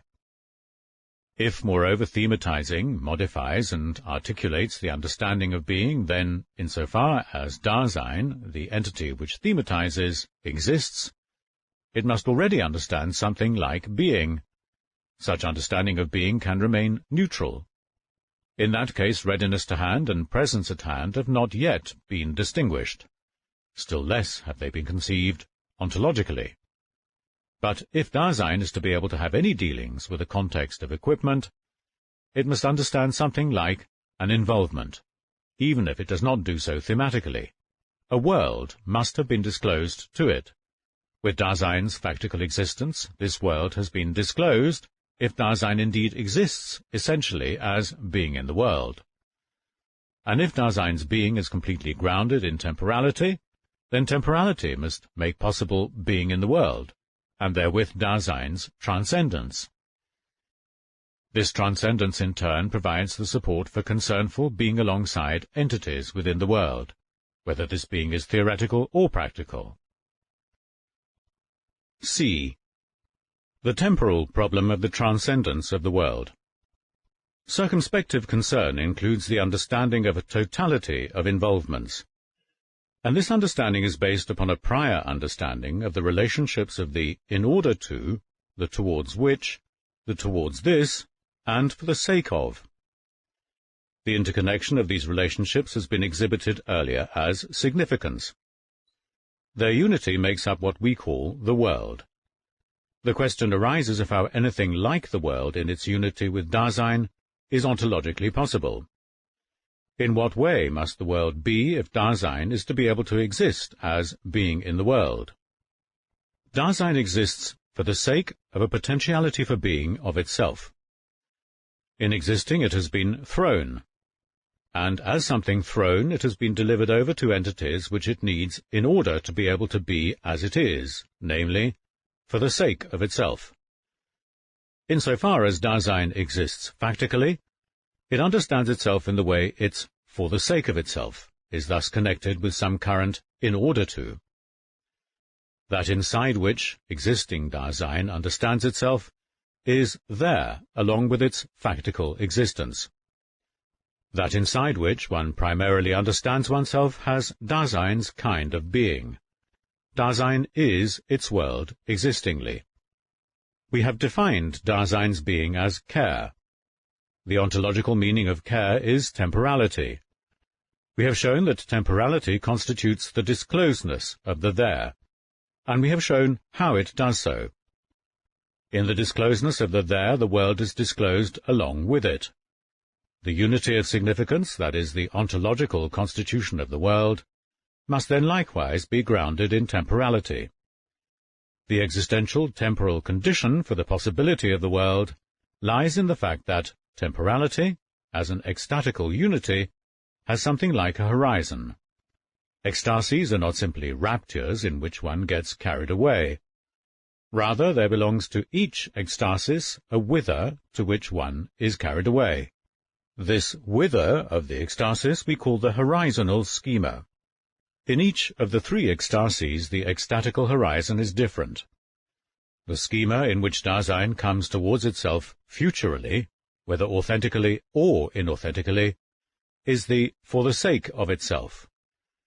The schema in which Dasein is disclosed to itself in a state of mind as thrown is to be taken as that in the face of which it has been thrown and that to which it has been abandoned. This characterizes the horizontal schema of what has been. In existing for the sake of itself in abandonment to itself as something that has been thrown, Dasein as being alongside is at the same time making present. The horizontal schema for the present is defined by the in order to. The unity of the horizontal schemata of future, present, and having been is grounded in the ecstatical unity of temporality. The horizon of temporality as a whole determines that whereupon, woraufhin, factically existing entities are essentially disclosed. With one's factical being there, a potentiality for being is in each case projected in the horizon of the future. One's being already is disclosed in the horizon of having been, and that with which one concerns oneself is discovered in the horizon of the present. The horizontal unity of the schemata of these ecstasies makes possible the primordial way in which the relationships of the in order to are connected with the for the sake of. This implies that on the basis of the horizontal constitution of the ecstatical unity of temporality, there belongs to that entity, which is in each case its own there, something like a world that has been disclosed. Just as the present arises in the unity of the temporalizing of temporality out of the future and having been, the horizon of a present temporalizes itself equiprimordially with those of the future and of having been. Insofar as Dasein temporalizes itself, a world is, too. In temporalizing itself with regard to its being as temporality, Dasein is essentially in a world, by reason of the ecstatico-horizontal constitution of that temporality. The world is neither present at hand nor ready to hand, but temporalizes itself in temporality. It is, with the outside of itself of the ecstases, there. If no Dasein exists, no world is there either. The world is already presupposed in one's being alongside the ready-to-hand concernfully and factically, in one's thematizing of the present at hand, and in one's discovering of this latter entity by objectification. That is to say, all these are possible only as ways of being in the world. Having its ground, Gründend, in the horizontal unity of ecstatical temporality, the world is transcendent. It must already have been ecstatically disclosed, so that, in terms of it, entities within the world can be encountered. Temporality also maintains itself ecstatically within the horizons of its ecstases, and in temporalizing itself it comes back to those entities which are encountered in the there. With Dasein's factical existence, entities within the world are already encountered too. The fact that such entities are discovered along with Dasein's own there of existence is not left to Dasein's discretion. Only what it discovers and discloses on occasion, in what direction it does so, how and how far it does so, only these are matters for Dasein's freedom, even if always within the limitations of its thrownness. Thus, the significance relationships which determine the structure of the world are not a network of forms, which a worldless subject has laid over some kind of material. What is rather the case is that factical Dasein, understanding itself and its world ecstatically, in the unity of the there, comes back from these horizons to the entities encountered within them. Coming back to these entities understandingly is the existential meaning of letting them be encountered by making them present. That is why we call them entities within the world. The world is, as it were, already further outside than any object can ever be. The problem of transcendence cannot be brought round to the question of how a subject comes out to an object, where the aggregate of objects is identified with the idea of the world. Rather, we must ask, what makes it ontologically possible for entities to be encountered within the world and objectified as so encountered? This can be answered by recourse to the transcendence of the world, a transcendence with an ecstatico-horizontal foundation. If the subject gets conceived ontologically as an existing Dasein whose being is grounded in temporality, then one must say that the world is subjective. But in that case this subjective world, as one that is temporally transcendent, is more objective than any possible object. When being in the world is traced back to the ecstatico-horizontal unity of temporality, the existential, ontological possibility of this basic state of Dasein is made intelligible. At the same time it becomes plain that a concrete working out of the world's structure in general and its possible variations can be tackled only if the ontology of possible entities within the world is oriented securely enough by clarifying the idea of being in general. If an interpretation of this idea is to be possible, the temporality of Dasein must be exhibited beforehand. Here our characterization of being in the world will be of service.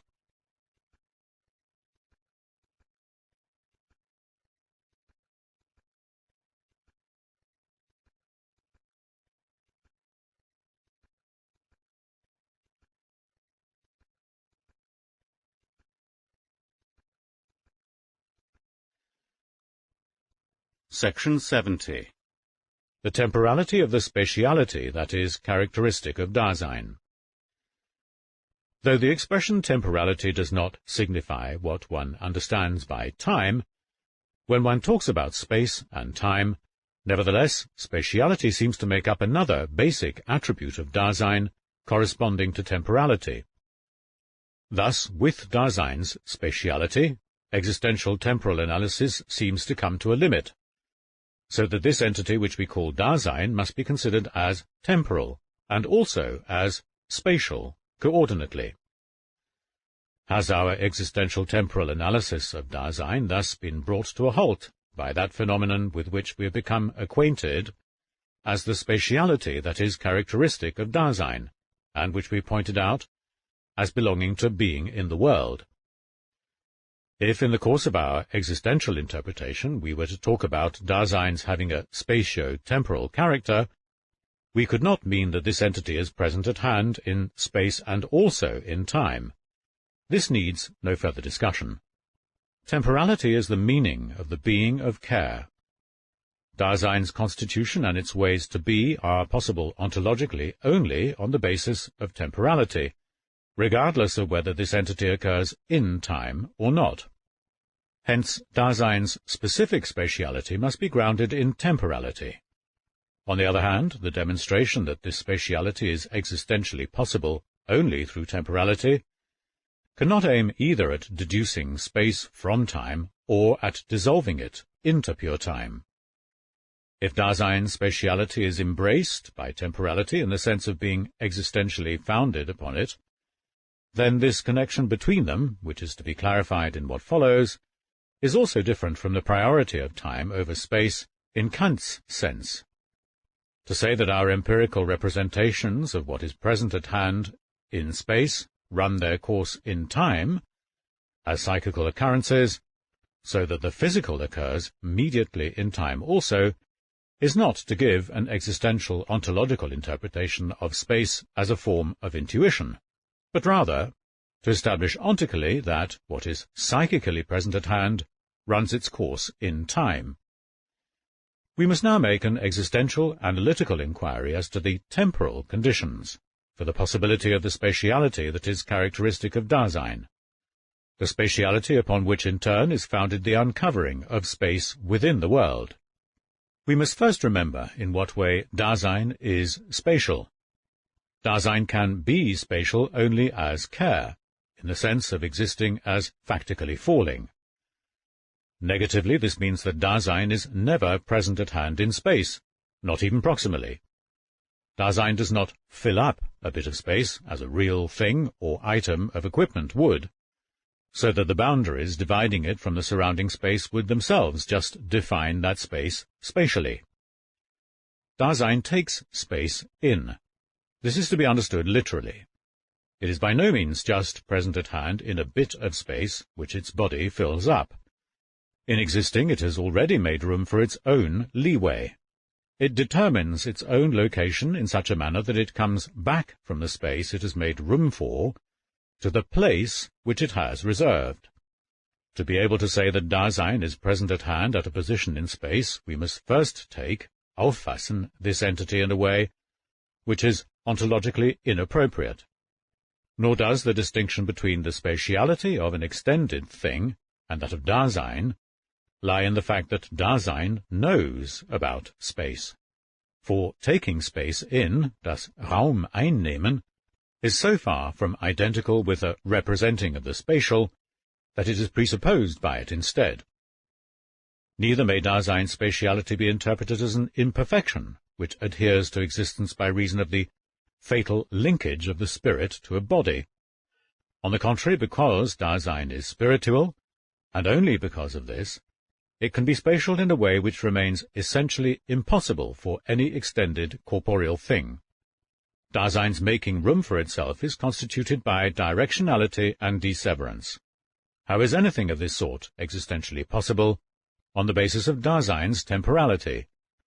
The function of temporality as the foundation for Dasein's spatiality will be indicated briefly, but no more than is necessary for our later discussions of the ontological meaning of the coupling together of space and time. To Dasein's making room for itself belongs the self-directive discovery of something like a region.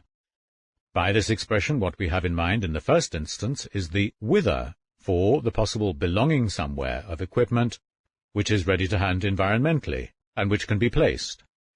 Whenever one comes across equipment, handles it, or moves it around or out of the way, some region has already been discovered. Concernful being in the world is directional, self-directive. Belonging somewhere has an essential relationship to involvement. It always determines itself factically in terms of the involvement context of the equipment with which one concerns oneself. Relationships of involvement are intelligible only within the horizon of a world that has been disclosed. Their horizontal character, moreover, is what first makes possible the specific horizon of the whither, of belonging somewhere regionally. The self-directive discovery of a region is grounded in an ecstatically retentive awaiting of the hither and thither that are possible. Making room for oneself is a directional awaiting of a region, and as such it is equiprimordially a bringing close, dissevering, of the ready-to-hand and present-at-hand. Out of the region that has been discovered beforehand, concern comes back, disseverantly, to that which is closest. Both bringing close and the estimating and measurement of distances within that which has been dissevered and is present at hand within the world are grounded in a making present belonging to the unity of that temporality, in which directionality too becomes possible. Because Dasein as temporality is ecstatico-horizonal in its being, it can take along with it a space for which it has made room, and it can do so factically and constantly. With regard to that space which it has ecstatically taken in the here of its current factical situation, Lage bzw. Situation, never signifies a position in space, but signifies rather the leeway of the range of that equipmental totality with which it is most closely concerned, a leeway which has been opened up for it in directionality and disseverance. Bringing close makes possible the kind of handling and being busy which is absorbed in the thing one is handling, in der Sache aufgehende, and in such bringing close, the essential structure of care, falling, makes itself known. In falling, and therefore also in the bringing close which is founded in the present, the forgetting which awaits leaps after the present. This is what is distinctive in the existential, temporal constitution of falling. When we make something present by bringing it close from its thence, seinem dort her, the making present forgets the yonder, das dort, and loses itself in itself. Thus it comes about that if observation of entities within the world commences in such a making present, the illusion arises that at first only a thing is present at hand, here of course, but indefinitely in a space in general. Only on the basis of its ecstatico-horizontal temporality is it possible for Dasein to break into space. The world is not present at hand in space. Yet only within a world does space let itself be discovered. The ecstatical temporality of the spatiality that is characteristic of Dasein makes it intelligible that space is independent of time, but on the other hand, this same temporality also makes intelligible Dasein's dependence on space, a dependence which manifests itself in the well-known phenomenon that both Dasein's interpretation of itself and the whole stock of significations which belong to language in general are dominated through and through by spatial representations.